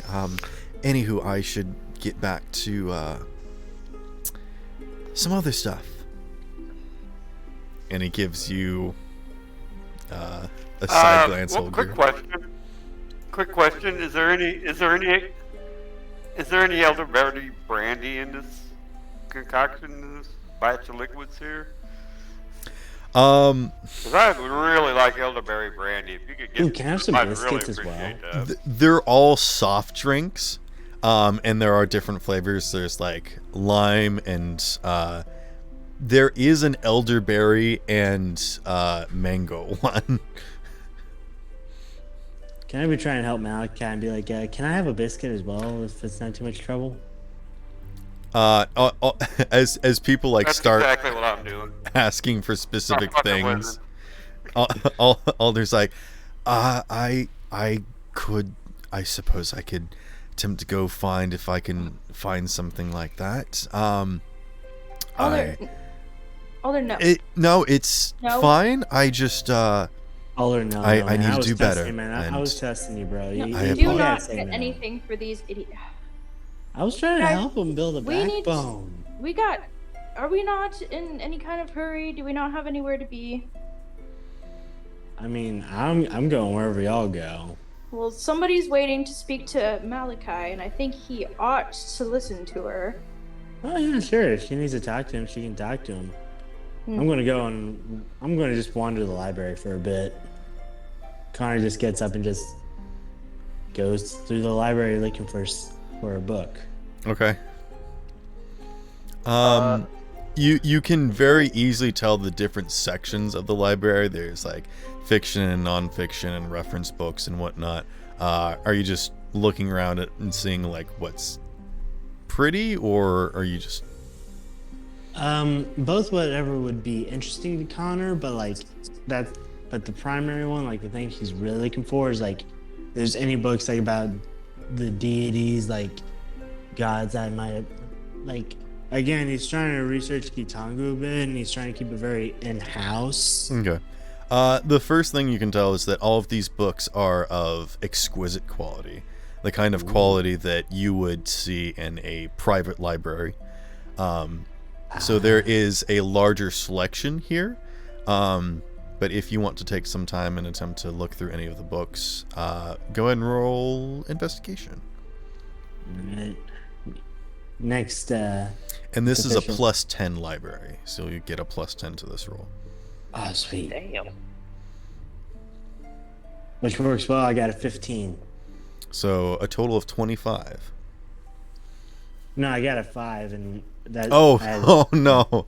So you got a 5 for a total of 15. Okay. Sorry, that was my bad. With a 15, you do get a lot of like specific information on different deities and whatnot. You know, in most books they would just sort of detail of like Zeus, he's the king of the gods or whatnot, and just sort of go into some like vague tales about him. In these books, there's like very specific information about like name, middle name, last name, you know, birth, and like specific listings of powers. Basically something that you know you could pull up on Fextra Life or, you know, fandom.com, where they've got like full listings of everything and then like relating you know, chapters to look at, and a lot of very specific information. But yeah. So none that could like pertain to Kitangu, like what could be his greater motivation. Yeah, sorry, that was the other aspect I was trying to get to. You find a lot of very specific information about a bunch of different deities, but nothing that pertains to Kitangu. I want to ask Malachi about that, but it's like he has an appointment, or he has like another appointment, and I'm like, okay. Mai's probably already gonna kill me, so I don't want to add any more reasons to it. We'll say we'll give you a couple minutes of you going through some books, and we'll cut back to the conversation and come back to that aspect. Okay. Alder is currently being messed with and saying like, I could go get some alderberry brandy. Is Alder, no, don't, no, I've never heard of that sort of thing. And that's when you hear a voice from the elderberry.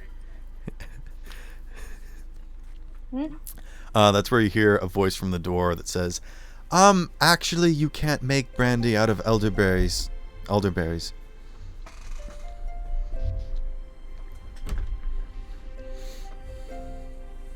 What the hell did you say? Mira.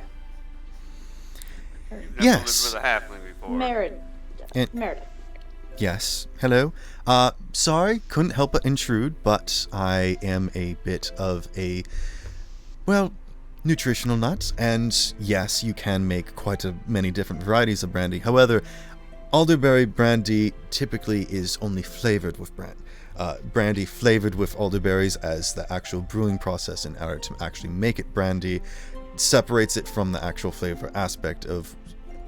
Sorry, I'm getting a bit too technical in this, but we did try to do something like this in my business, but did not go over so well. So you can have elderberry flavored things, but specifically brandy does not typically go that well with elderberries.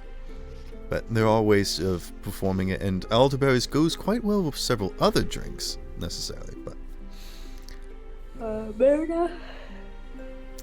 She waves a hand, just sort of like pulls the door, like, sorry, I couldn't say quiet. Alder, he's messing with you. You really, that's like asking to go down the store and picking up some elbow grease. Alder starts to write on the list elbow grease. Right. Yeah, Alder's just sort of standing in the middle, like, not sure how to process this. The fact that he's getting fully taken advantage of by so many people. Mai looks at Alder and just shakes her head and says, "Don't listen to these idiots. Go about your business. We're fine." Actually, Alder, could I have a word with you out in the hall?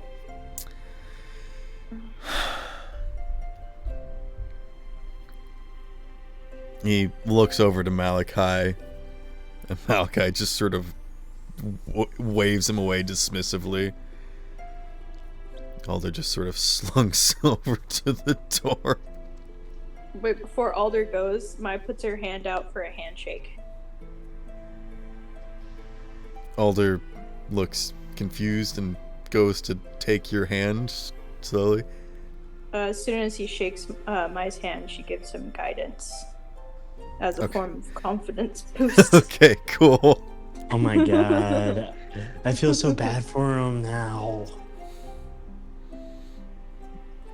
He's like me in high school.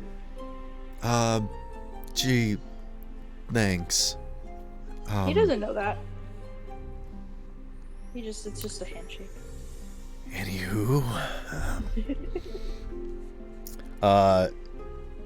the very awkward energy of like younger brother stepping outside with older brother, as Hulkier takes Alder outside, and Merida comes inside at this point. She's like, "Hello, Merida Levity. Nice to meet you all.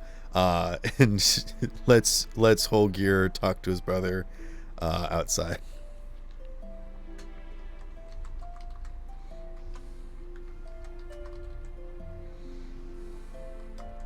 Okay. So, what did you want to talk about?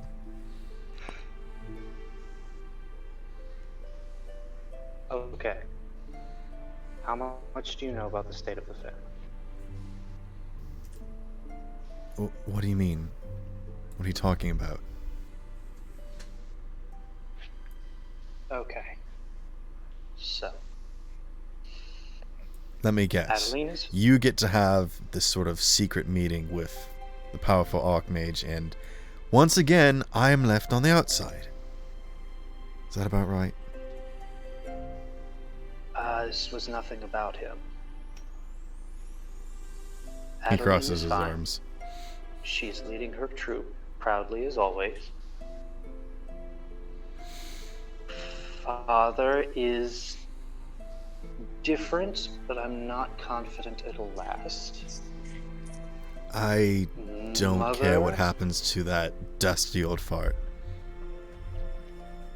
I understand that.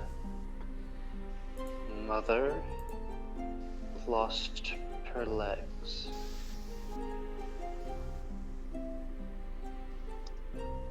I think it would be good, even if it is around the dusty fart, if you could go visit Mother. Make a persuasion check or intimidation check. Persuasion. Okay. I'm not trying to twist his arm, but Mom Alright. just lost her legs, man. That was in that one.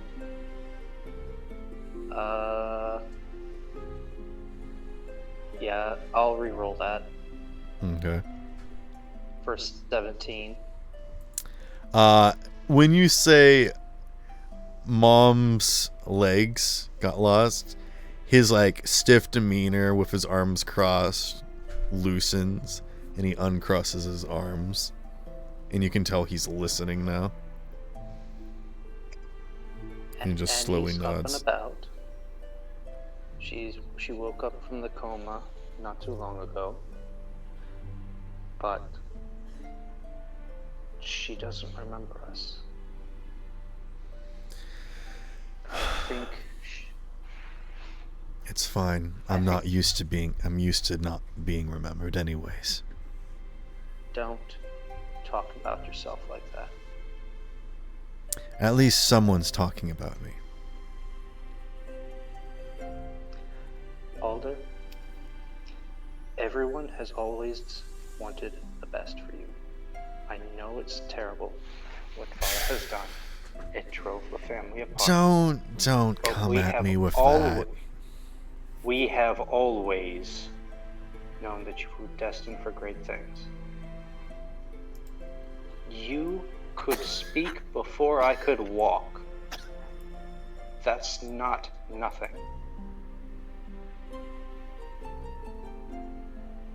All we want is, all I want is for you to grasp your future with both hands. I That's all don't need another one of your motivational speeches, Holger. So then get your shit together.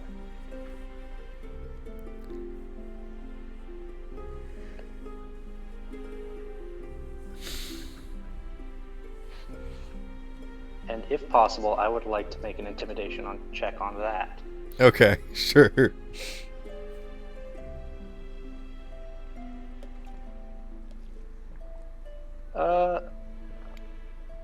13, but I'll egg point that. Okay. When you say that, he opens his mouth like he's gonna say something back to you, but he can't think of anything quickly that's cutting. Alright.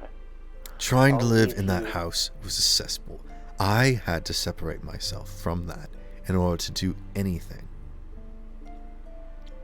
You of all people should know that.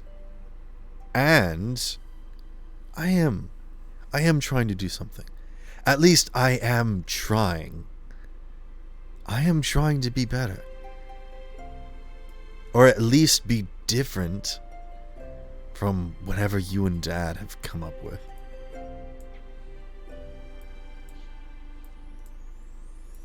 Please don't try and put me on the same level as him. It's really hard not to. I know. But, if nothing else, I was always happy that you at least had the backbone out of the two of us to get out of there. Whatever, man. And then I'm gonna walk back inside. Okay.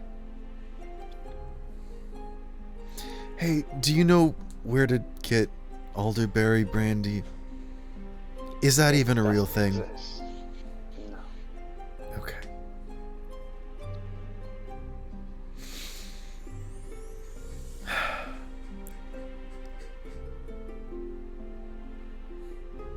You'll be alright. And you head back inside. Yeah. Okay.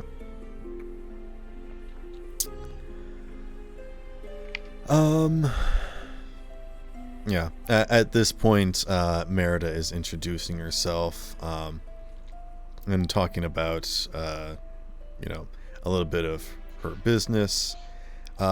We'll say Connor. We'll cut back with you. You want to ask Malachi about Kitongu? Yeah, I'm gonna approach Malachi and be like, I'm so sorry. It's not my intention to interrupt your meeting.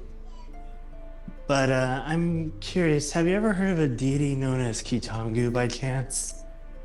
I will say that mythology and religion was not the thing that I studied for, so I do not know many names.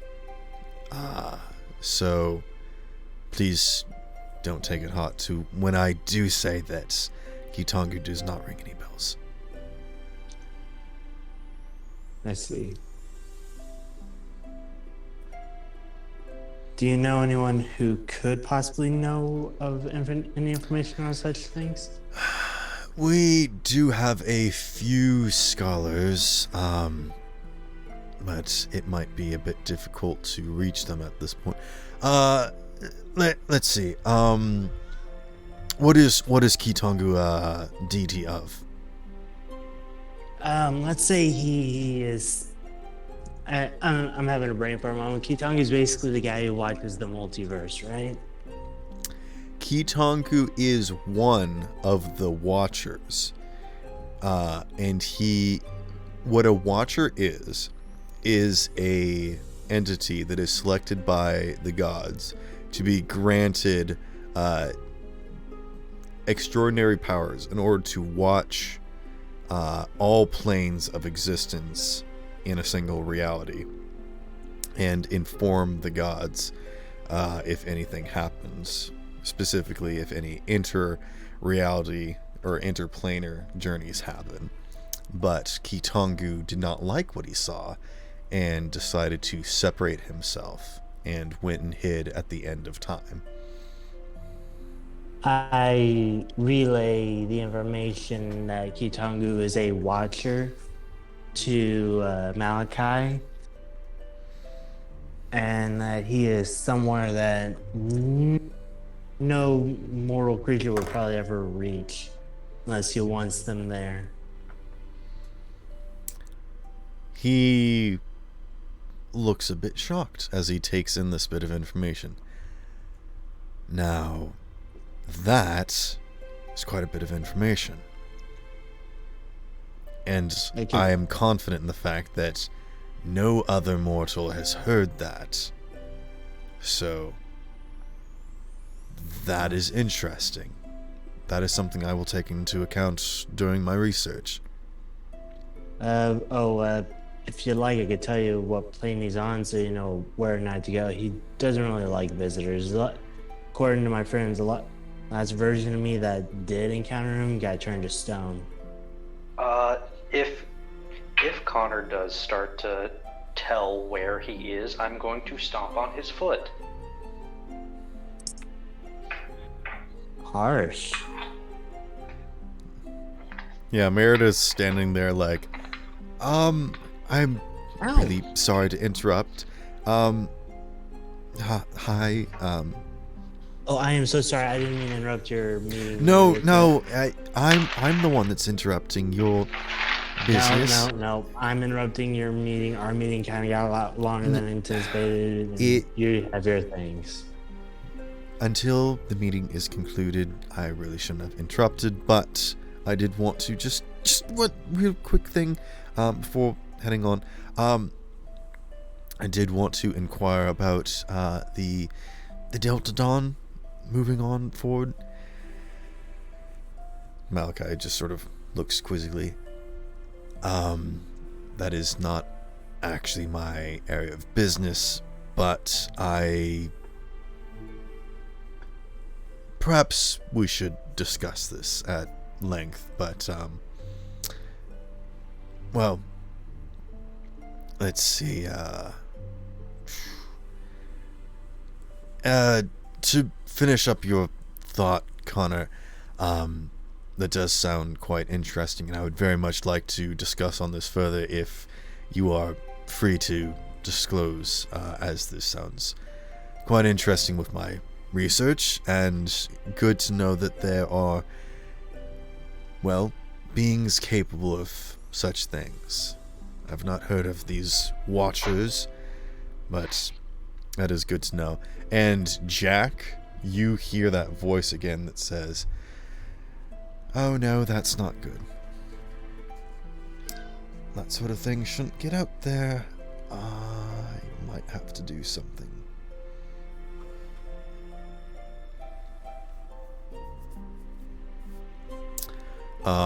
But nothing happens. Any ideas on how I should handle it? Sorry, what was that? Said I will say to the voice, any ideas on how I should handle that? Just say that out loud. I'm just getting kind of like a stage whisper, kind of to myself. Oh, like an internal monologue type deal.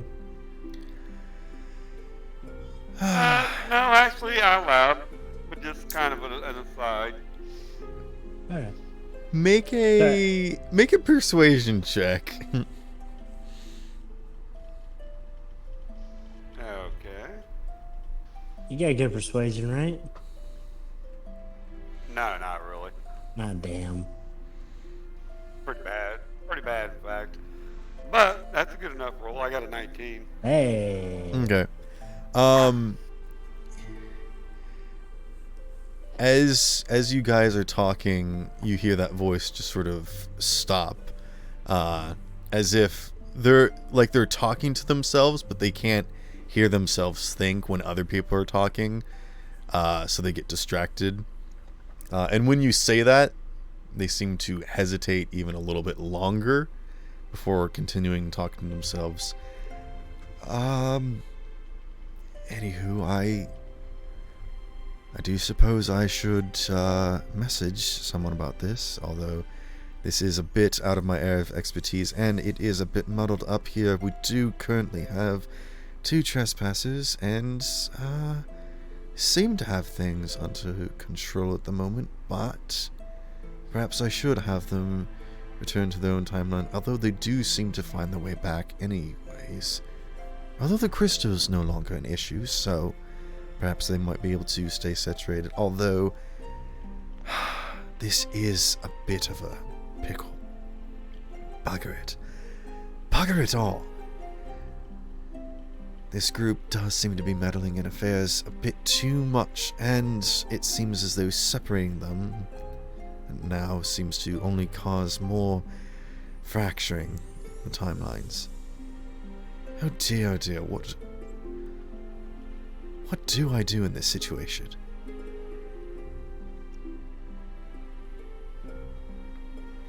And I will just kind of whisper to the voice, if you're going to walk on the ice, you might as well dance.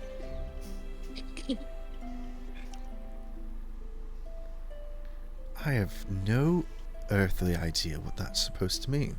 Who is he even talking to at this point? Doesn't seem like he's pointed at anyone in particular. I wonder if your name is particular then.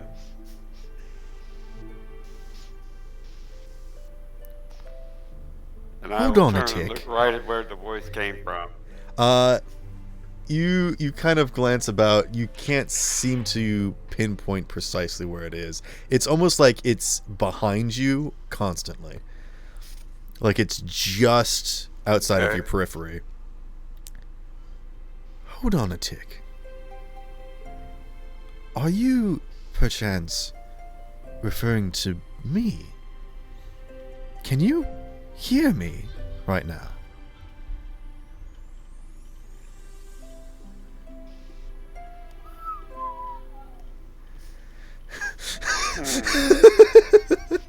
You were trying to have this conversation with this thing, and now you're pretending you don't hear it.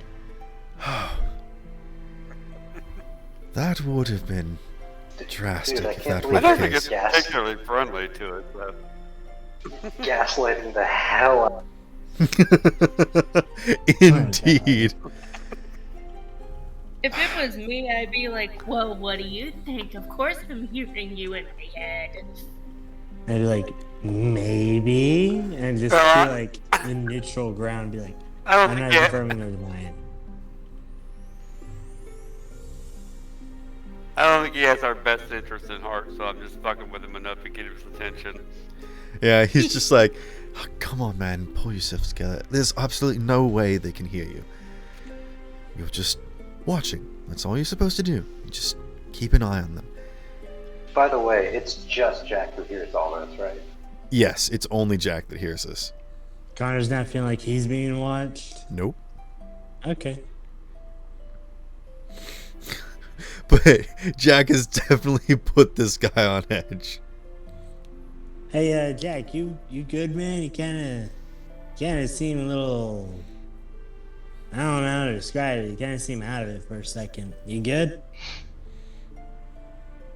Bit distracted, I'd say. What makes you think I seemed out of it for a second?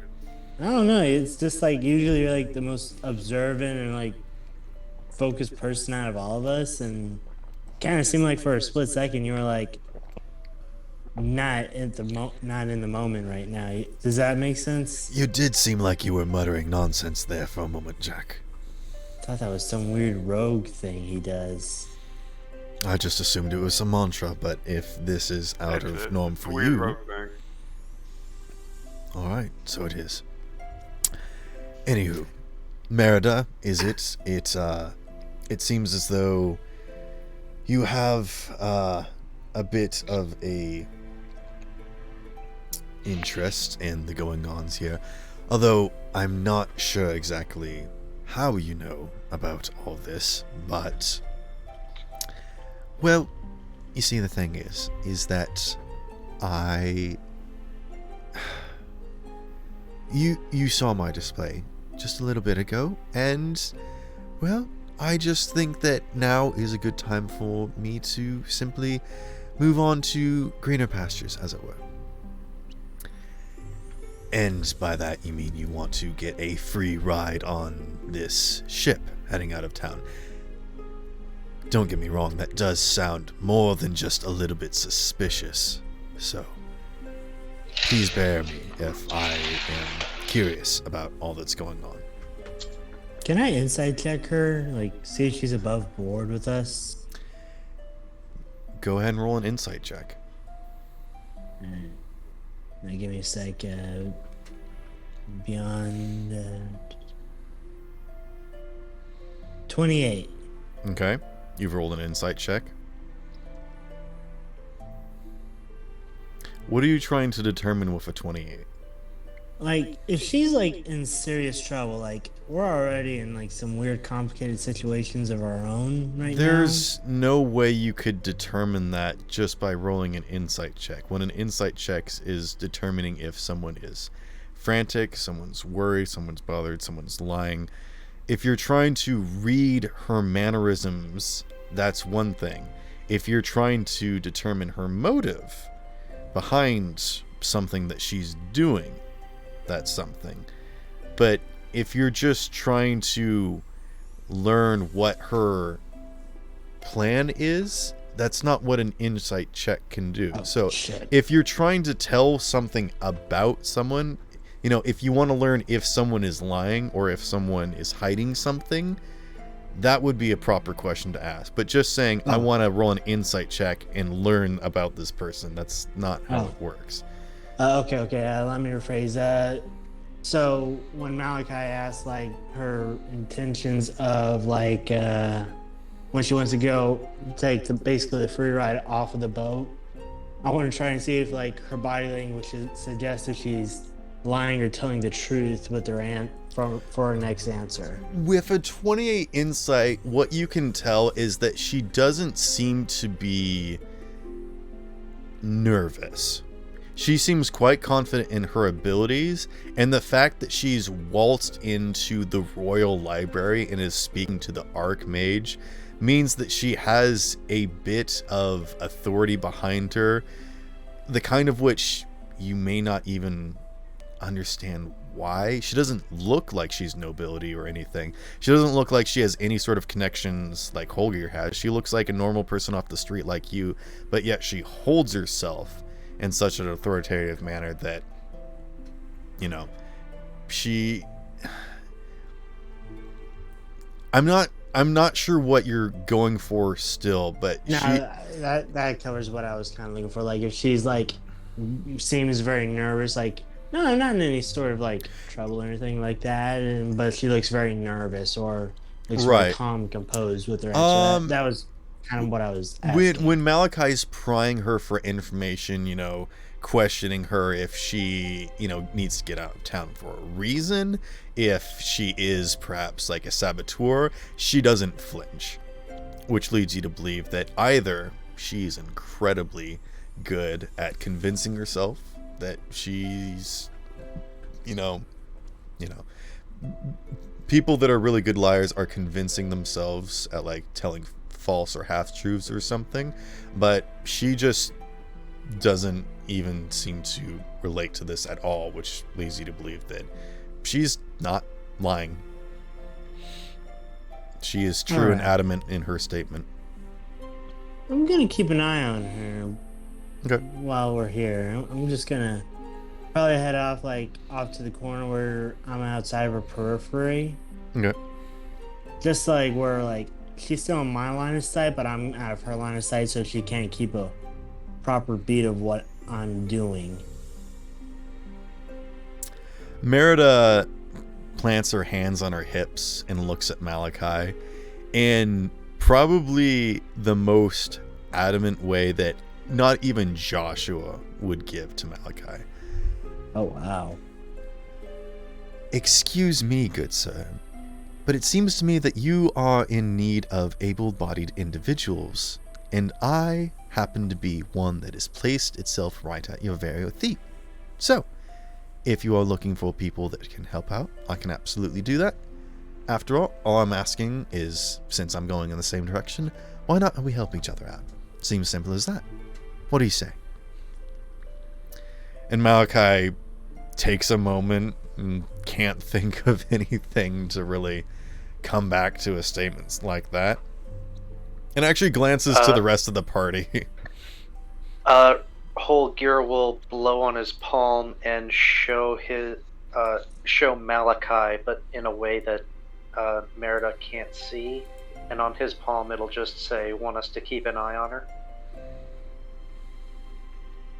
Connor's like, do the eye thing, like, I've got my eye on you, to the back of her head.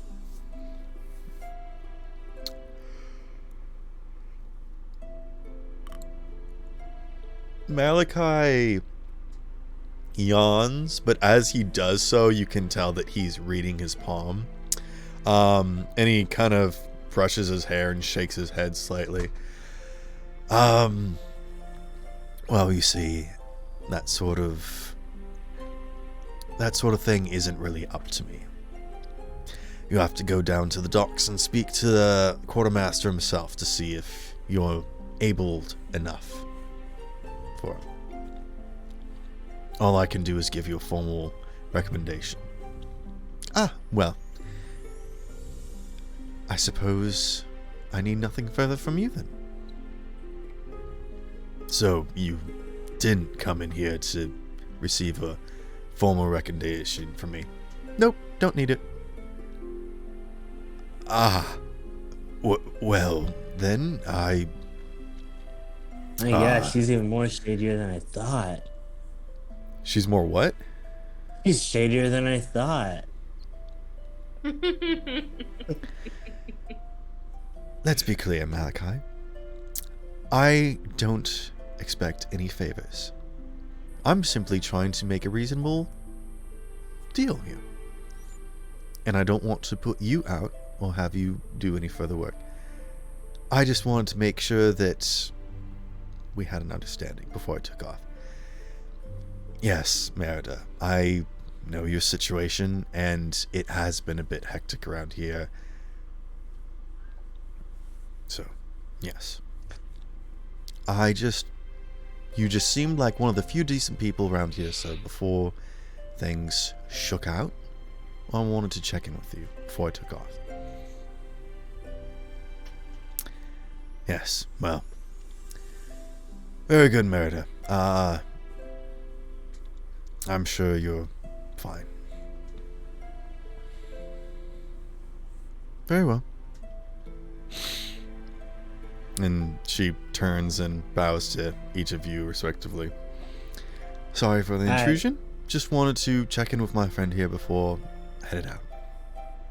I was gonna say see you all later, but perhaps I probably won't, since I'll be heading out of this place. Ta-ta! She gives a friendly wave to everybody. And as she turns to you, Holgear, she kind of shakes with her hand in the wave and subtly brushes her hair behind her ear and just kind of looks down a little bit before looking back up to you and giving you a nod before turning and walking out. Is she out of the room? Yes. And the door is closed? Yes. Okay, Connor's gonna look at him all and be like, I don't trust her.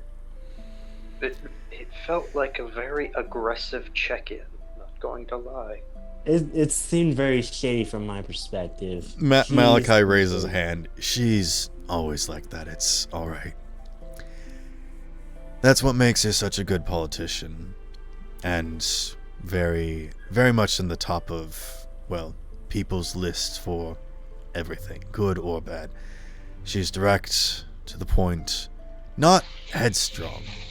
She is quite competent at what she does, and she's always been aware of everyone else, and I think it's good to see that she's actually looking at herself for once. So, I think more than anything, she wanted to have a reason to see me one last time. Which, he smiles. I guess I'm not used to receiving that sort of appreciation. Should have thanked her, actually. But yeah, she doesn't ask anything from anybody. Or expect anything from anybody, for that matter. It kind of sounds like a sad way to live. Feels very I rather suppose it honest. is. She is earnest. Well, I suppose she didn't know, but perhaps you might see her. I won't ask you to look out for her for me, but, well, I think she can easily handle herself. Oh, Anyhow. I was just in the event she was a spy, and we also went on the boat ride too. Malachi chuckles. If she's a spy, then I'm king of the underworld.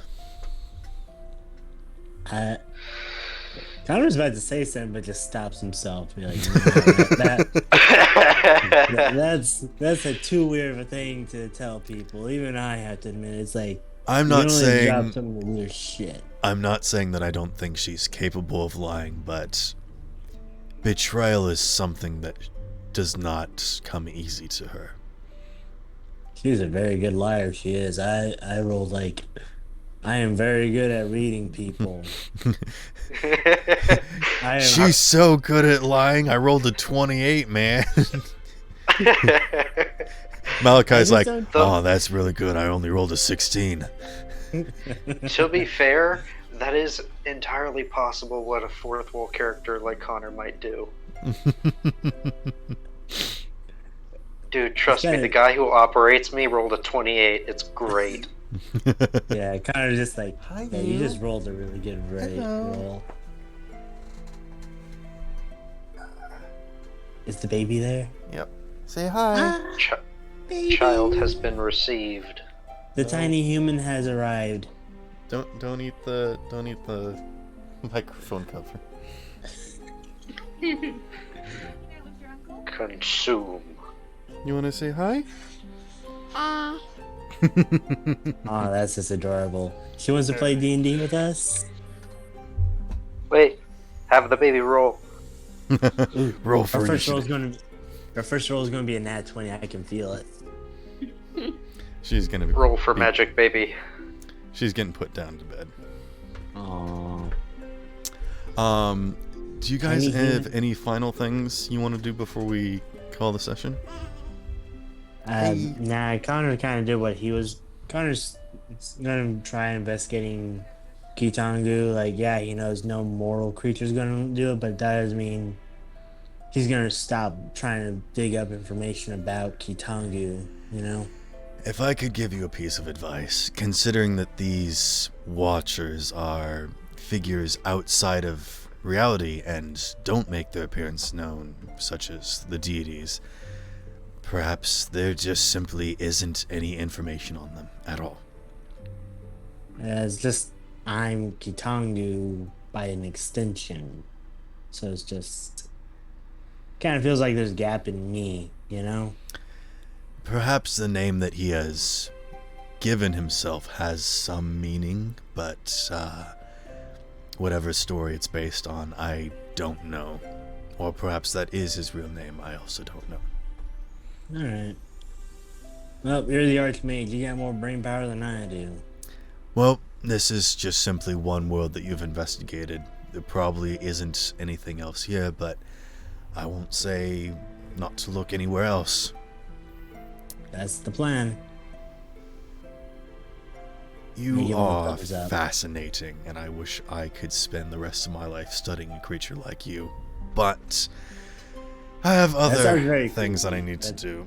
He gets up and stretches, such as lunch. Got another meeting to attend to, and I've wasted too much time on this. I should really get back to work. We were going to actually try a new place. I believe it was like Quizano's. Yeah, a friend of ours recommended it. We're going to try this weird foreign food that I think I've had in one of the realms I visited. Oh, Krasnos. Oh yeah. Yeah, Krasnos. He does make some excellent food, and he's here in the dining hall. My gods, I must see this man. I'd like who to has ask, the- could I research the mountains? Sure. Go ahead and make an investigation check. Malachi will give you advantage. He'll point you in the right direction. And you have +10 to this roll. Oh, hell yeah, rolling that 20. 17, Ah, so 27, and a 20 for a 30. Okay. You don't determine any specific location necessarily. As you're looking through all these different sort of frozen locations, none of them seem to match the vision that was described. However, the term where the water flows upward, and I'm gonna straight up give this to you because you would probably have this information, this inkling already, but with this information, you would know that there are waterways that normally how it works is rain comes, falls onto mountains, and then flows downwards to the sea. However, there are some bodies of water that, because they accumulate so much, that they actually push water upward. And when they get to colder and colder climb, they freeze and continue to go up the mountain. So, whereas the water would normally be coming down the mountains and would, force these streams to continue pushing downwards towards the sea, there are some locations where bodies of water begin to push back the frozen water and climb back up the mountain. This is a very rare instance, but it is a natural landscape formation that can happen, and it is not specifically due to, sort of man-made trenches that, force the water to get pumped up. Kind of like how in the Great Lakes, when they get really bad winters, it'll fucking shove sheets of ice up onto the shore, and then it'll break off and just start creating walls. Exactly like that. So if you're looking for this location, there are only so many places that it can be, because this formation is rare enough that if it does exist, people would know about it because it's such a rare occurrence. It would be like a natural wonder of the world. Okay. Who's got the bullet on them? I did. Oh no, I gave it to. No wait, sorry, I gave it to Joshua made it, Joshua. but I think Connor was holding on to it. Either way, you guys can get it. It's fine. It's Yeah, it's around. an honor person. Yeah. I have one other question. Okay. My Pathfinder compass, would it be able to find that? There's only one way to find out. Adventure. I wanted to do research on the metal that it was made from, so. Okay. Go ahead and roll investigation with advantage again, plus 10. Because Malachi can also give you a little tidbits of information while you're here.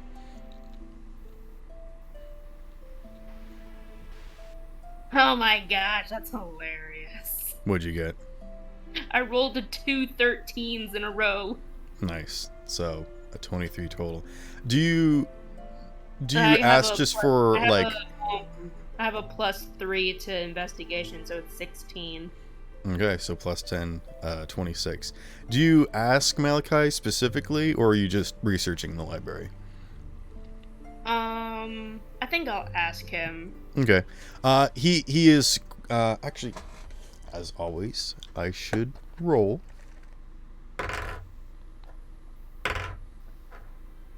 That was. Oh, that's a natural 20. There you go. Yes, he knows exactly what this is, and he that was actually one of the first things that he was brought here for, because he was researching elements and different ores and whatnot. That's why he was brought to me to look at parabellum as well as other ores and whatnot. And one of the things that they dealt with was information and understanding of properties and whatnot before they actually got into the trade business. So Malachi does know about dark iron, or Stygian steel, sometimes referred to, which is poisonous to fey creatures and deities. And he knows that. He knows it's very rare, and it does not naturally occur on the mortal plane.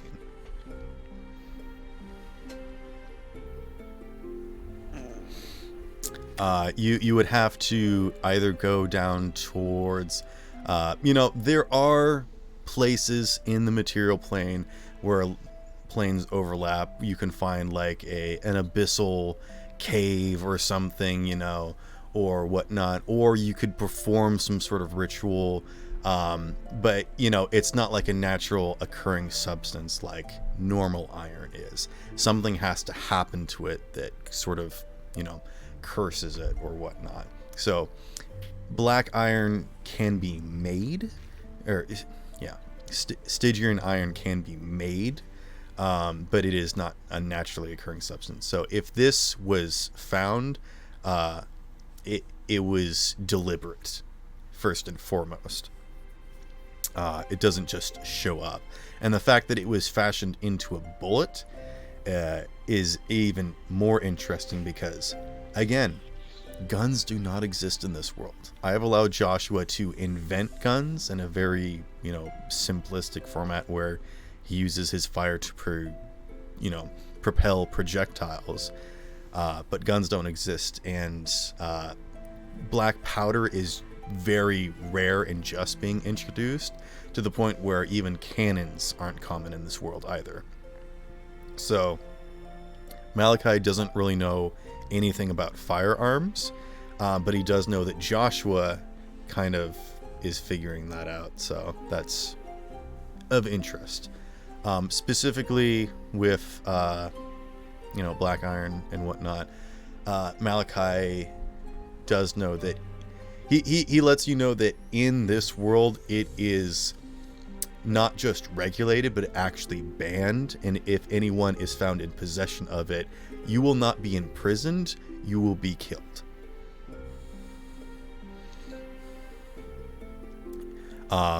So I don't know if you produce it to him or whatnot, but he's like, you might not want to just sort of flaunt that thing around.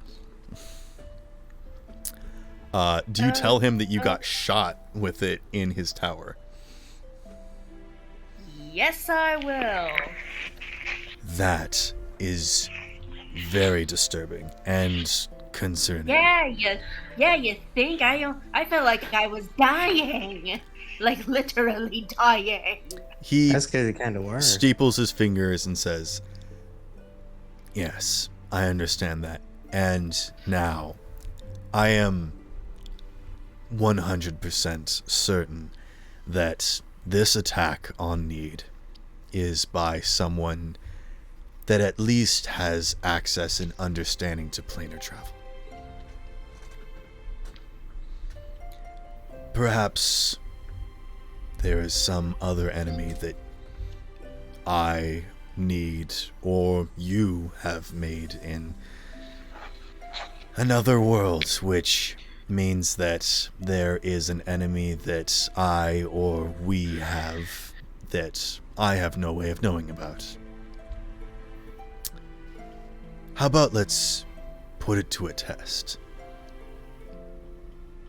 Watch out for yourselves.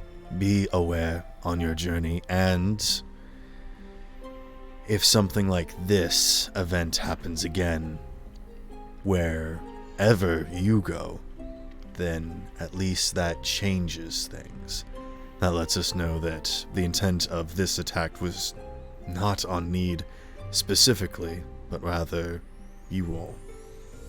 And vice versa, if this happens again to Need, then you all know that you're in the clear. And he kind of looks at you, Talia. You were simply in the wrong place at the wrong time. However, that seems quite unlikely, as the person had something very specific and hit only you with it. So I would say that you have something very dangerous after you. And I apologize that I cannot help you further. Freaking joy. So basically this crab could be made pretty much anywhere. Considering that it came from someone who can traverse the plains, they could have got it anywhere. Yes, but the mere fact that it can actually be created, that it can be made. Yes. Like literally all you would have to do is take a piece of iron and curse the damn piece. It is a little bit more... It is a little bit more complex than that. But, yes. It would take someone like me a bit of a struggle. I would have to go out of my way and spend a lot of resources to do it. So whoever did this was either lucky or completely deranged. Very... What's the word I'm looking for? Focused on you specifically. Determined. And they seem to know you quite well.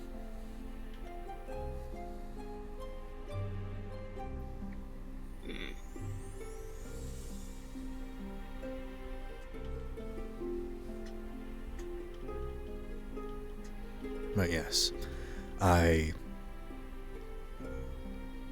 wish you luck with your journeys.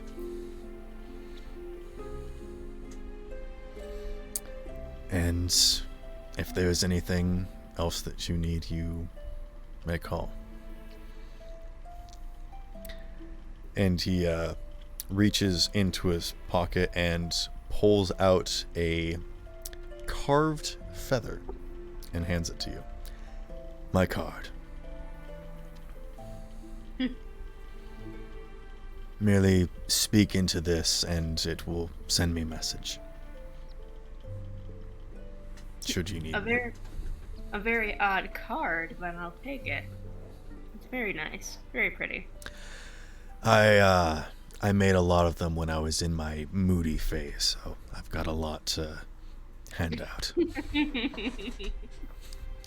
He smiles, a big toothy smile. Yeah, I remember when I first read up about the Raven Queen and was kind of in this whole Raven shtick for a while. Oh no. Yes, it's my little secret. Please don't tell anyone. I won't tell anyone. We've all been there, I think. Much. but she's kind of like got her. No, not really.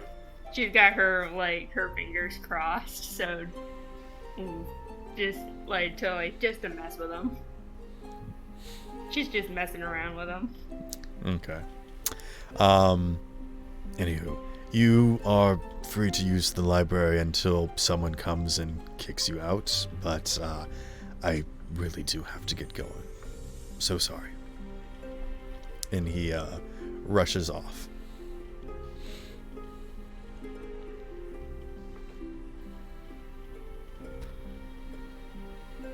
The last thing that I want to do is that as we are heading back down to where we came from, Mm-hmm. I want to kind of like stop a bunch of the foremen that were having people do work on the towers up and down, Mm-hmm. and give them like 10 gold each and tell them to pay their men off for work well done. Okay. And I'll do that until all that 100 gold is gone. Alrighty. The people are very appreciative, and this is a great thing, not just because, you know, in a situation where, you know, everyone's working hard and, you know, every able-bodied figure is around. This is almost a way of making sure that these people can't simply be bought off by the wealthy now. You know, when the only resource that is necessary at the moment, people, you know, man, I'm really struggling to say this outright, but basically They're by gonna be making more resilient. basically by making sure that, you know, the common people are still capable of receiving money, that means that the wealthy people that have lost everything but have a bunch of gold in their pocket can't just, you know, buy their way around. Like, these people are still able That's to... kind of what I was thinking. Yeah. That was the whole point I was trying to get to. That plus the economy still needs to be stimulated too, because there's been a disruption in everything that's gone on, you know, Right. due to labor being used for other projects. So, Right. Putting stuff on hold is not a great idea in case of emergencies, but I think the emergency is very much past and people are very capable, and I think you have very much assisted in the situation here. Man, I'm struggling with words. Okay. that's okay. Any final things before we call it a night? I'm good. Okay. I was gonna make like a bandolier for my sister, since there's a possibility of combat breaking out amongst the cities. Okay. Bandolier in going what to- way? A sash-like leather holster with space for a spell scroll and 10 knives. Okay.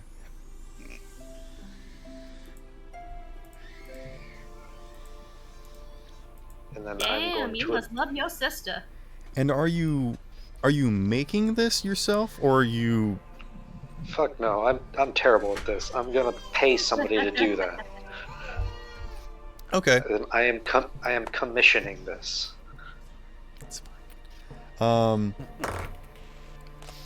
Who do you think would be best to create something like this? Like, where would you go and search for something like this? Oh, a leather worker. I'd go to like a belt shop or something. Okay. Yeah, there are people out on the street, you know, sort of offering their services of like, I'm just a shoemaker. I can't really offer much, but I do have tools and whatnot. So yeah, there are definitely people that need commerce at the moment. Go ahead and roll...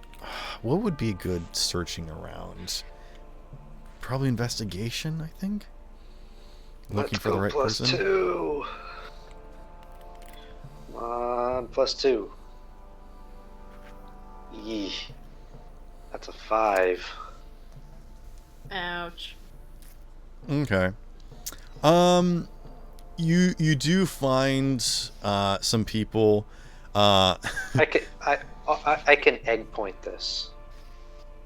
Okay. Here's what I'll give you with this. You go up to a building that is like a leather worker, and you can see that there's like stuff on display in the windows, and you go and knock on the door and it's open, and when you step inside you see a man that just freezes in place.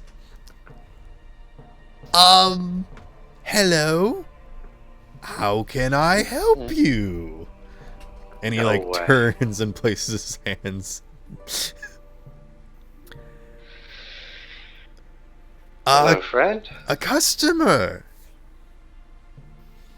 And he like bares his teeth.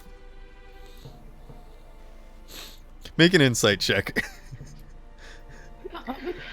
Alright, how have I embarrassed myself now? I mean, I would. 23. This man was very clearly in the process of casing the place, or perhaps even attempting to rob it, but is now pretending like he works here.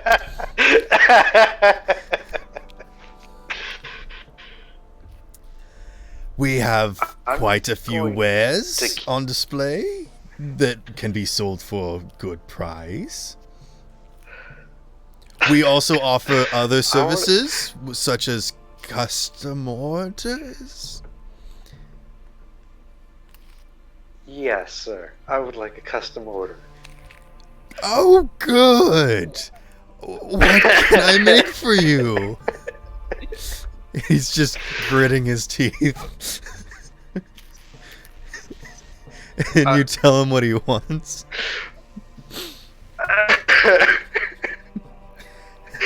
Yes, I would like to play the part of the clueless tourist. Yes. Let me just go see what we've got in the back. He is going to attempt to make the... That's a nat 20!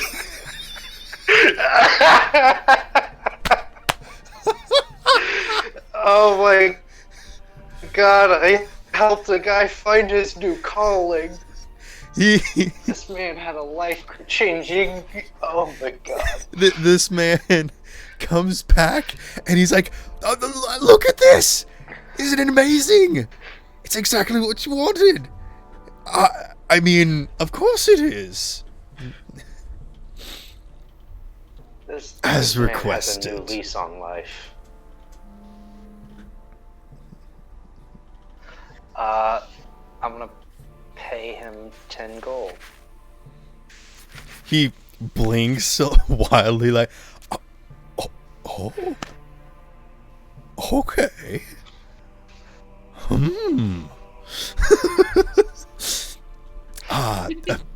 Yes, And then that will as be I- acceptable, good sir. As I turn to leave, I'm gonna turn around and just say, you make a fine leather worker. You should probably quit being a thief."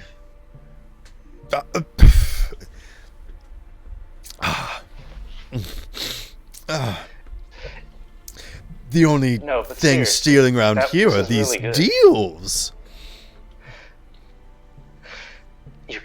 You can drop the bid. What bit? We're actually closed now. And he like hurries you out the door. Olgier just laughs as he leaves.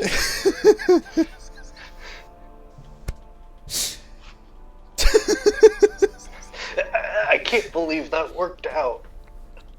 Yeah, as you look through the window, you can see that he like is looking around and he's kind of, he's not like casing the place anymore, but like looking around and seeing like what things actually are and what can be used, and he's like, you know, I could make this work. And he like counts the gold and he like clicks his heels together.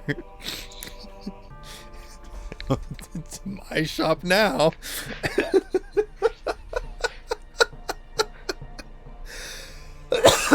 I can't think of anything better to end this session on than that. So.